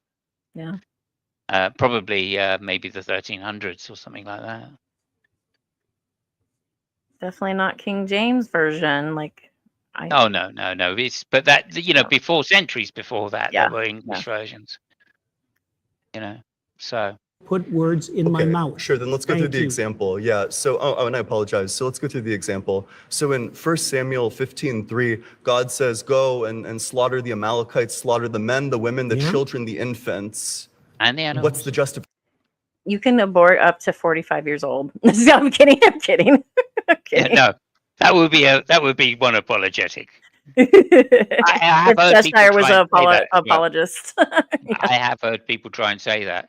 They've said, "Oh yeah, well it doesn't matter about the babies because that's just abortion, and you atheists believe in abortion." So. Oh good Lord! You know, I got Christian anarchists to say that because he was so hardcore Calvinist, like hardcore. And I said, "You believe that God ordains everything?" And he's like, "Yes." And I said, "Does God ordain abortion?" And he's like, "Yes." I was like, "Okay, well, what are you guys protesting for?" Yeah, there you go. Justification for that? Is that in line That's a with good Christian question. ethics? That's a good question. I don't really know what to do with the terrible, blood-soaked, saturated history of the human past. I don't know. I love that. And I don't think anybody knows. I mean, love that answer. I love that answer. I'm asking specifically about, this book and its relation to these particular genocides, right? Mm-hmm. And his answer is, I don't know what to do about the entire history of humanity and its, its penchant for war, you know what I mean, and killing people. Well, neither do I, but I'm not interested in that. I'm more interested in what God said about the Amalekites. Fuck's sake, talk about avoiding questions. Try to do in your own life, as far as I can tell, is to conduct yourself in a manner that makes such things much more unlikely. I totally agree. We're all saddled with the problem of the catastrophe. I would try to live my life in a way where I would genocide the least. Is that what he's just saying? Yeah, basically. Just like the lying thing, I would lie the least. I would genocide the least. Yeah. If I had to genocide, I would genocide the least. You're putting me into an impossible situation where everything is genocide, so I would genocide the least. Yeah, no shit, Sherlock. Fuck me. Parker is live with a video titled "Parker Debates 25 Trump Fans." Parker's fun, but you get tired of it, and there's a lot of nooper people that are joining, and I'm like, oh my gosh, you're terrible. Please stop. Catastrophes that got us here, aren't we? Yeah, but this one was commanded by God. That's the problem. Yeah, That's what differentiates it from anything else, is that this one, it's God saying, go and do this atrocity. Do you think that there's ever such a thing as a righteous war? Is there a righteous war? Rarely. Rarely. Of course there is. I mean, we defeated the Nazis, didn't we? Yeah, I think that's one of the few examples in our modern age of a righteous war. But I don't think Iraq was an Irish righteous war. Oh, no, I don't either. But in some sense, I don't know. I don't know about that. I mean, he was a butcher. Saddam Hussein and his family were fucking tyrants of the worst kind. And we cleared the way for more butchers. Yeah, I mean, I think I probably could have dealt with it slightly differently than going to war with an entire nation. I probably just would have made a deal with Mossad and said, look, we'll give you a shitload of cash. We'll give you a few billion if you can just get rid of his family. Yeah, make him go away. Save a bunch of lives that way too. I'm skeptical. I'm not sure. It would probably be situational. Well, right. Fair enough. But this one certainly wasn't a just war. The context for the Amalekite slaughter is that 400 years earlier, they fought one battle, which they lost, and God says, that's it, I'm going to wipe them off the face of the goddamn earth. And then. So, like, a lot of Christian apologists will all, argue differently, and they'll be like, but they were doing child sacrifices, and they were really evil. They'll put up an argument like that. Yeah, I mean, you should hear Doug Dawkins saying his apologetics on this one. It's just terrible. Yeah, I mean, I know it says children, but who says there were actually children slaughtered? They were actually 90-year-olds on life support. Yeah. Well, no, he says maybe God, sealed the wombs of all the things a generation before. Oh, shit like that. Yeah, it's just whatever. That's generational sin. I know. Something that usually Protestants reject. I mean, it's certainly not allowing free will, is it? Mm-mm. Years later, he commands the Israelites to genocide their great-great-great-great-great-great-grandchildren. That's not a just war at all. And also, a genocide is not a war. Well, a genocide can be a war, but... Absolutely. What are you defending, Jordan? Yeah, it's why you try and annihilate an entire race of people. I think that's a bit more than a war, but yeah, whatever. Absolutely I suppose war not. is a very the genocide general term. of the Amalekites, the men, the women, and the infants, that's not a war. The infants aren't combatants. Look, I already said They'll that grow up it's to be very one. difficult to look at the blood-soaked past and to know exactly what to do about it. The answer I gave to the gentleman who is sitting here before you is that it's necessary to read a text like the Bible at all of its levels of analysis simultaneously. And there's a directional morality that emerges across time that has its roots in the Old Testament, for example, with its restrictions against murder specifically, that makes itself manifest in the Christian texts as the insistence on voluntary self-sacrifice as the foundational belief. So call him out on that straight away. What do you mean? You know, the prohibition against murder has its roots in the Bible. I mean, that's just nonsense, isn't it? Well, the prohibition against murder is predated from the Bible. Like, it's before the Bible. Long fucking way. A long fucking way. You know, like, and as Hitchens said, right? I don't think they would have even got to the promised land if they'd thought that murder was okay. That's true. That's true. So, what the fuck, you know? Well, that you know, being that he's, you know, his apologetics are so weak. They're just so fucking weak. They show that he's got no understanding of the atheist-theist debate community at all. He's been diving into culture wars too long. He has no idea. Well, it's just. I tell you what I really think it is he's just caught up on his own bullshit because he's been a psychologist all his life. Mm-hmm. Right? And psychology, you know, it's just useless to anybody except, you know, people that actually have, you know, like it's good for particular things, right? Like to talk to somebody, to go through, to have somebody that understands an overview of the human psyche is how a very trauma good works, thing. how why we would do the things that we do, or how impulse control works, all, you know, all things like that. Yeah, behavioral, you know, psychology, great. Like experimental psychology, like Christopher Mouty, right? Mm-hmm. Great, that's real science. Why does smell bring up your memories, and why is that one of the strongest things that brings up your memories, the olfactory thing? Yeah, but this like archetypal fucking union bullshit, right? That's not psychology. I hate to say that. That's just pseudoscience as far as I'm concerned. It really is. It really is. You don't believe in the shadow self? No, of course not. I mean, it's just fucking bullshit. There's nothing supernatural about this stuff, right? Yeah, I have a subconscious. Yes, that's right. Freud's quite right. But you know, and yes, a lot of people have problems with their parents, right? Because of, I don't know, lack of love, maybe, or attention, or you know, emotional neglect, physical neglect, physical abuse, verbal abuse. Yeah. Absolutely, and that can cause real problems. And it really helps to have a psychologist to be able to help you with that. I'm not against psychology. I'm just against this somebody going around going, oh, well, you know, Jesus Christ is this kind of archetypal fucking figure that we all know and appreciate because some fucking bullshit. No, that's not how that works, you know?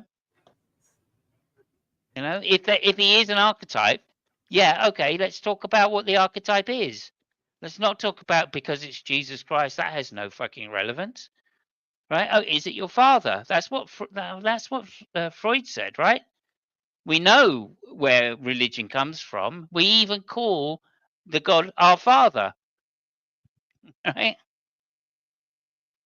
And Jung just fucking heaps this load of fucking bullshit on the top of that. Anyway, it gets me going a little bit because I do think that, you know, sometimes I've spoken to people who are psychologists and they have no fucking real understanding. I think it's an extremely complex subject. It is a complex subject, and it's always constantly moving. They're learning new things and they're changing things constantly, and that's like how science is, right? But yeah, but it's people that try and simplify it just so it can be disseminated to a bunch of morons. I just think it's crazy. And the thing I really object to is that you can become a psychologist in this country by studying for like 6 months or some shit. What? And they'll call you a psychologist, you know. That's not how it is here. Here you have to do like a full-on master's degree, and then you have to have clinical hours before you can actually be a psychologist. Yeah, well, maybe you guys don't have that in that country. Maybe I'm confusing the term with something else, like counselor. Psychiatrist or counselor. So counselor can be a catch-all term, and if you're a religious counselor, you don't require any degree, which is really sad. It's really sad. It's kind of scary. Yeah. But the collective unconscious. I don't even know what that means, Gavai. Right? I mean, you know, I'm not sure. If it means something like our animal natures, right? Then yeah, sure. Instinct? What does instinct mean? I'm not, well, you know. Instinct is like, what your intuition grabs, like it's your gut feeling instinct. Okay, but that's, you know. Do humans have instinct? That's very loaded language, right? I'm cold, I seek shelter, like, you know, instinct for survival. Yeah, there is something to that, right? And like you can see by the way apes act that they have a lot of qualities that the lower animals don't have and that we share with them, right? Mm-hmm. So yeah, I get all of the survival stuff and I agree with all of that. And the gut language that you just used is highly relevant. Okay, so, you know, I'm not disputing what you're saying there. What I'm disputing is that these are given like these terms like collective unconscious, right? What does that mean? If it just means our evolutionary past has taught us to be animals of a certain kind, and yes, of course, let's find out what that means. Let's not just give it some name and think that it's got some magical powers that just because I say archetype, that everybody knows what it means. No, that's diffusing knowledge. That's not improving or clarifying knowledge. Because it doesn't mean anything to say that we have an archetype of Jesus is an archetype. That doesn't mean anything. You know? What it means is we all have these propensities to do particular things. Well, let's name what those particular things are. Well, Jesus, like one of the things that stands out for Jesus would be altruism, right? And we do see altruism in great apes. We see altruism also in elephants, which is interesting too. Yeah. So Jesus is just a poor substitute for altruism, isn't it? Well, it's one of the traits that Jesus has is altruism. Yeah.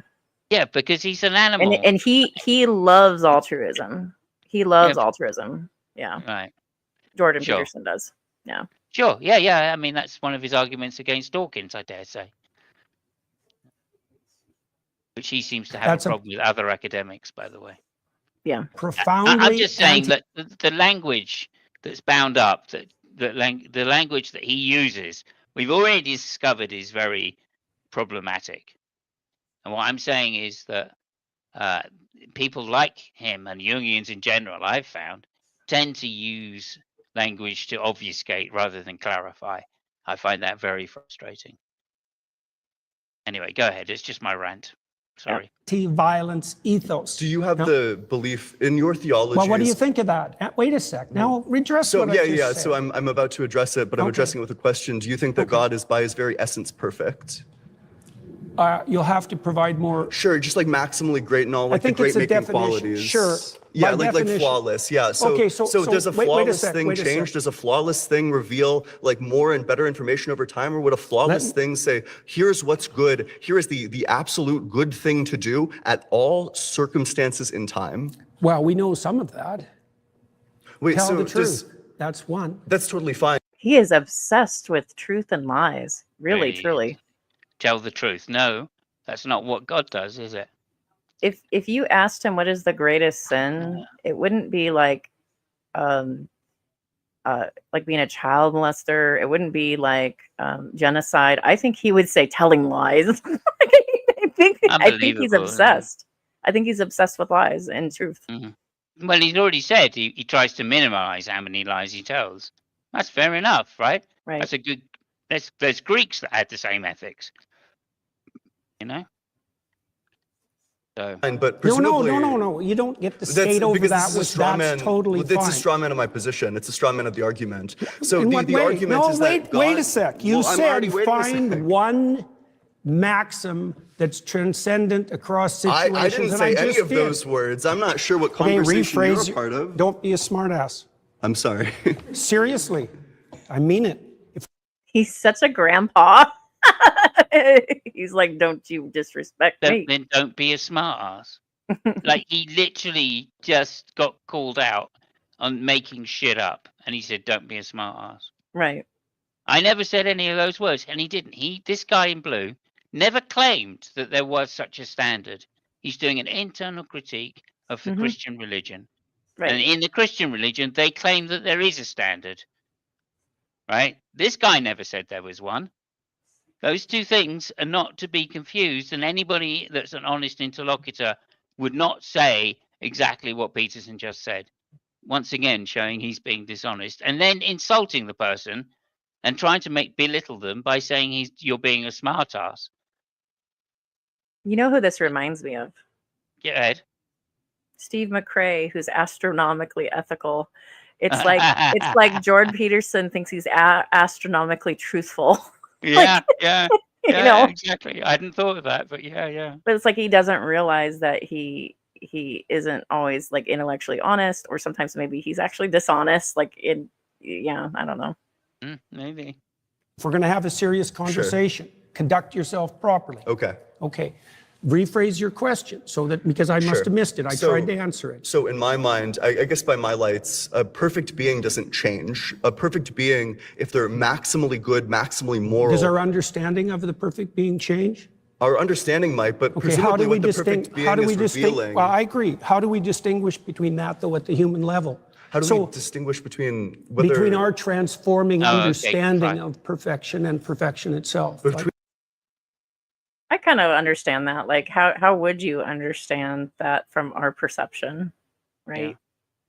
Yeah. Okay, Cafe is saying he is one of these TikTok atheists, and he's a bit of a smart ass on there. He does sound like he's quite smart. I think he's passionate more than he's a smart ass, personally. I think he's just one of these enthusiastic people that really are still in that process of enjoying the debate community that he's in, rather than just trying to be dishonest. And I think smart ass in some sense has an implication of dishonesty. So I wouldn't say that he's a smart ass. But he's certainly smart. I agree with you that. Anyway. I don't vibe that he's dishonest. I would vibe that, like I said before, like the argumentation about the Amalekites and stuff like that, those are going to be approached different ways depending on the type of Christian. Yeah. But unfortunately, Peterson largely just dodged it. Like, he just did. He completely misunderstood again the difference between an internal and external critique. Right. This guy's making an internal critique of Christianity, and he's even saying it in the rephrasing.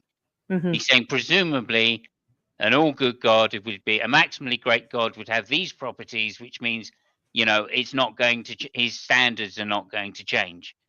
Right, and that's a perfectly logical point, which is an internal critique of Christianity, or a premise that is held by Christians. Okay, so he's trying to state it as an internal critique, and here Peterson is again going to, but who says that? Well, if you were a Christian, you'd know who's saying that. By the way, exactly. I think we have the answer if he's a Christian or not. I think we do. Yeah. I think we do. We can only see through our own lenses. Presumably a perfect being would be revealing all of these aspects all the time, especially if God's outside of time. I don't know how a God who's outside of time is revealing different things at different times. That just seems like incoherent to me. Imagine something that's perfect. Sure. Well, there are scientists that say time just sort of exists. Sure. It just sort of is. I mean, there's many ways to look at time, and right. it's a whole nother conversation. So right. And complete. Sure. Okay, and it's trying to communicate with creatures who are anything but that. Sure. Well, they're going to get it wrong. Sure. Okay, now wait a sec. Do you blame that on the interpreters or the phenomena itself? So like, for example, are you perfect in attending to your conscience? Hold on. At the point in time when God is literally the one who created us, he could have created us in a way where we would always be receptive to these principles, where we don't have to go across like a learning curve where, maybe we'll understand like free will. thousands of years into the future, maybe we'll do it. Oh, also, if you believe in an all-knowing God, then free will is impossible because wait a sec. Let's not go to because that yet. you threw free will into the mix. Well, that was the answer to your question. Yeah, and you said, why wouldn't God? I see where he's going, but Jordan Peterson's not even caught up. No, that's what I'm saying. This guy's just passionate. Yeah. He's just pleased to be there to get his moment in the sun, and right. Presumably he's worshipping YouTube by thinking or TikTok in this case. He's thinking how many extra views is he going to get on TikTok for this? Probably a lot. Actually, probably a lot. He's just worshipping TikTok. So what can you expect? Well, it's 1,000 years of deep thinking philosophers. Let's stop again. No, Kafai, that is the point this guy's making. It doesn't matter what the distinction is, right, between perfection and versus our interpretation of perfection. That's not an important point, right? If God is perfection, is the question, then surely these things follow. It doesn't matter what our interpretation of imperfection is, right? Either they follow or they don't follow, right? If they are perfection, right? Now, our interpretation of what we think perfection is, okay, but that's not part of the argument, the maximal argument, is it? It's just if you can think of something more perfect, then God is that, right? So it doesn't matter how our interpretation of imperfection is. It's whether there is a more perfect interpretation that can be had. And whatever the maximum is, that's what God is. And most of us can imagine a God that wouldn't say, go genocide those people over there. Yeah, I think that isn't a stretch, on perfection.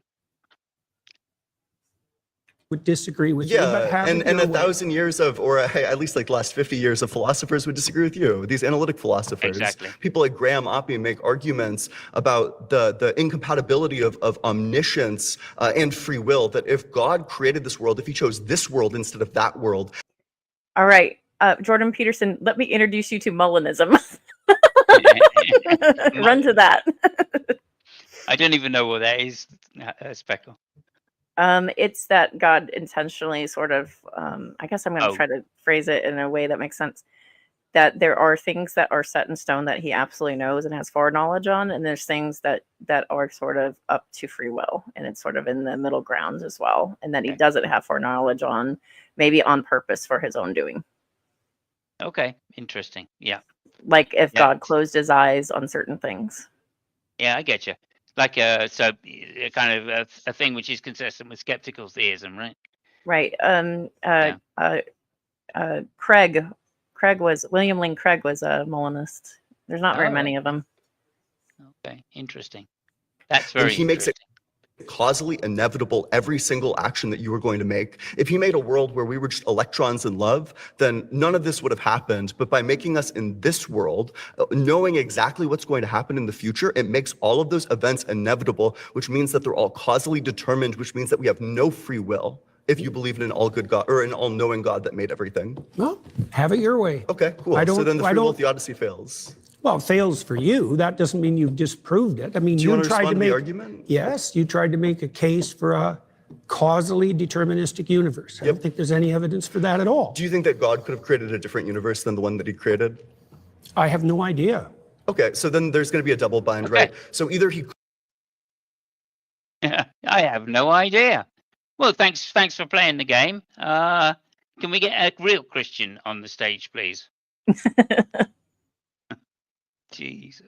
Fuck. Couldn't have done it, in which case he lacks a power, or he could have done it, in which case we don't have free will, because he chose this world instead of that world, making the events of this world instead of that world inevitable with his infallible knowledge. I don't understand where you're headed. It just means that the free will defense fails. Like all this, like under Like your I said, view, if you want to have it free fail, will. no problem. I don't know why it's relevant to the issue. Do you acknowledge that under your view, free will doesn't exist? No. Oh, then do you want to respond to the argument? You'll have to phrase it more Sure, clearly okay. so that someone like me can understand it. Yeah, got you. So that was a little humble of him to word it that way, actually. Well, he had a smile on his face. Yeah. He was being sarcastic. So God already knows in advance everything that's going to happen, which means that by making this world instead of that world, everything is inevitable, which means that God's act of causing this world instead of that Inevitable world doesn't mean determined. it's causally inevitable if God chooses this world instead of that world. Doesn't make it determined. Causally inevitable Yes, it means does. Inevitable, determined, causally determined. Causally inevitable means determined. That's what that means. I don't think he's ever had this conversation before, really. No, it's unbelievable. No other thing could happen. That's what that means. We need to talk to Jordan Peterson if he goes to the grocery store and gets mint and chip ice cream, because that's his favorite ice cream. Yeah. Could he go to the grocery store and kind of repeat that at the same time, same day, and then go, but I want a Neapolitan. Like, it was quite interesting. This has kind of brought something up for me, actually, which is he had a conversation with Stephen Fry. And Stephen Fry started pushing down at this area of philosophy and quickly found that Jordan Peterson didn't know fuck all about it. And instead of being rude and whatnot, because Stephen Fry is not a rude man, he just kind of backed off, and they talked about, some other stuff, literature stuff, because Stephen Fry is a very well-read man. So he was able to talk to Jordan Peterson on his own terms. Yeah. But he did try talking about it. He did bring up a philosophical point to him, and then realized the answer he got back was just, bullshit. And then just went, oh, okay. Well, let's talk about something else then. So that's quite interesting. Now I think back to that moment, that here's this kid trying to explain in a rapid fire kind of sentences, and if Jordan Peterson had said something like that to me, and I had all of the knowledge that this guy Ian does, I would have said, so premise one, God, do you believe God could have made another universe, right? Or another world, possible world? And then I would have got into assent to that, right? And I would have said yes or no. Yes, do you accept that or do you deny that? And then he would have gone, oh, I don't know. And then, okay, do you believe that some Christians think that's the case? And then he would have gone, well, yeah, probably. Right. Premise two, and just got him to accept every premise along the way, and then said, and the conclusion is that, and you've already accepted all of the premises, therefore the conclusion necessarily follows. But like this kid's just too passionate, and he's just right. Here's premise 1, 2, and 3. He also, besides excited, he could be nervous too, because he's like really like, if you see his ears are burning. Oh yeah, no, you're right. You're right. Yeah. Right. Of course he is. So he feels self-conscious. Yeah. Yeah. So even if you're a TikToker or on video, I mean, you're with somebody that's recognizable worldwide. Everybody's gonna see it. So yeah. True. No, I kind of forget. I guess I've had a life on stage, so. As a musician, yeah. I just forget that people get nervous in front of people. Yeah, but his ears are quite red. I just noticed. No, you're probably right there. Yeah, and I can see he's passionate. Yes, definitely. I really get that. He's passionate about what he's saying, and he believes it 100%. I think he's right as well, by the way. I don't think he's wrong. I just think he's trying to explain some terms. Like, for instance, the point he said, causally inevitable. But that's just that's a synonym for determined. Right. Determined. No, it doesn't. Absolutely, yes, it does. Well, have it your way. Okay. That's not the case. You've been voted out by the majority. Please return to your seat. What do you mean that's not the case? He literally, that was a gotcha. Yeah. Jesus. Interesting that they voted him out. Well, they don't understand what he's saying either. Yeah. And again, once you get, like in this particular format, I guess, if you have to repeat yourself so many times because he keeps dodging, then you're going to get voted off, you know. So most theists would be interested in this exchange. The atheists were like next, but a theist would be very interested in that. I thought it was going somewhere. Mm-hmm. I mean, I think that he literally got him by claiming that causally, what did he say? What was the word he used? Inevitable. Yeah, causally inevitable. I think that means determined. Well, is deterministic. Inevitable means without choice. Right? Right. Yeah. Unavoidable. Unavoidable. Yeah. Yep. So I think that's about as close to determinism as you can get. So yeah, the fact that Jordan Peterson goes, oh, well, that doesn't mean that's the same. That's not the same. But okay. What do you mean by inevitable then? You know. Go ahead. Do you want to play something? This is your outro, is it? So I got a video that's just sort of fun to end this with. And here we go.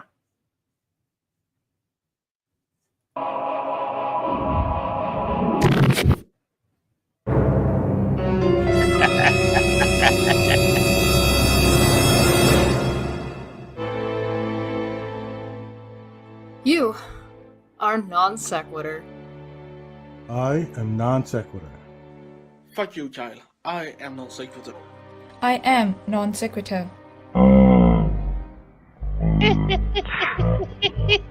You cannot write a more tragic story. It's impossible, technically. Why? Well, because it's a story of the aggregation of everything that people are afraid of.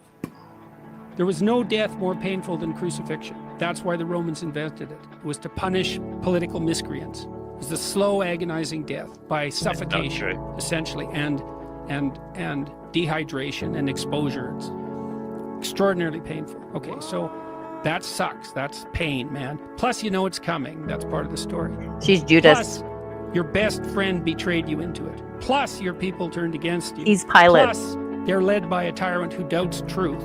Plus, you're a victim of the Roman Empire. Plus, you're completely innocent. Plus, everybody knows it.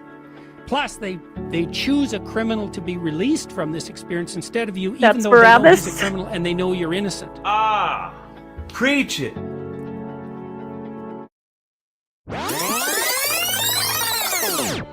I see bits and pieces, but I don't really know the details. It looks like a lot of drama happens, and okay. How long have you known me? How long has it been? Oh, probably 4 years. At least, right? 4 or 5 years. Okay. Yeah. Have you ever known me not to have drama around me, even though I don't create the drama? He doesn't create the drama at all.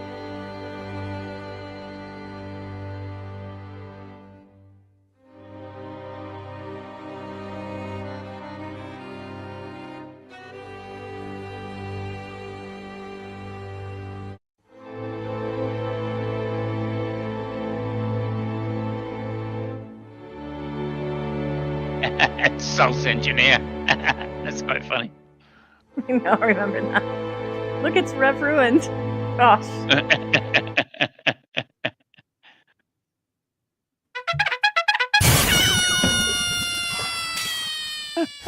when they said Steve needed to pay her $200K, it was just like, what? What the hell? You fucking kidding me? That channel doesn't even make like 10K. Like, what are you talking about? Oh my god. Okay. Well, thank you, Simos. Could I how do I bring you back up? Why are we hidden? Hang on 1 second. Probably because you did something. But... Hang on. Let me. Well, I did like the presenting weird. Okay. What are you showing? This is for tomorrow, or later today in my country, but tomorrow in your country, in 18 hours' time, which would make that 5 o'clock, is it? Okay. Your time or something? I don't know. And yeah, the State of the Onion. Don't know who's going to be on, of course. It's an open panel thing. Kafai was there last week. Thank you very much for jumping on, Kafai. I've enjoyed him or her. Is it him or her? I think it's a he, but I don't know. I don't know either. Yeah, it's E. Yeah.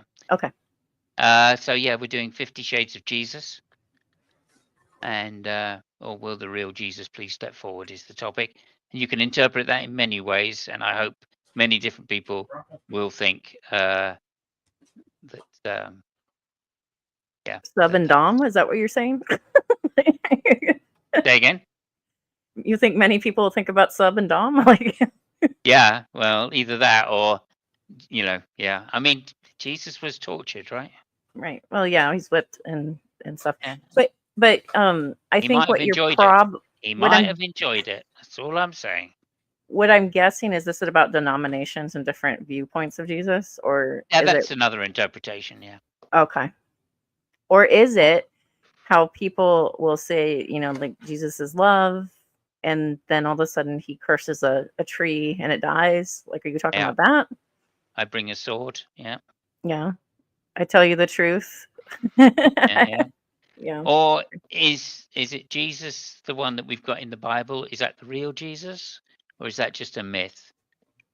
Is it Jesus of Apollonia? Is the real Jesus, or was Socrates the real Jesus?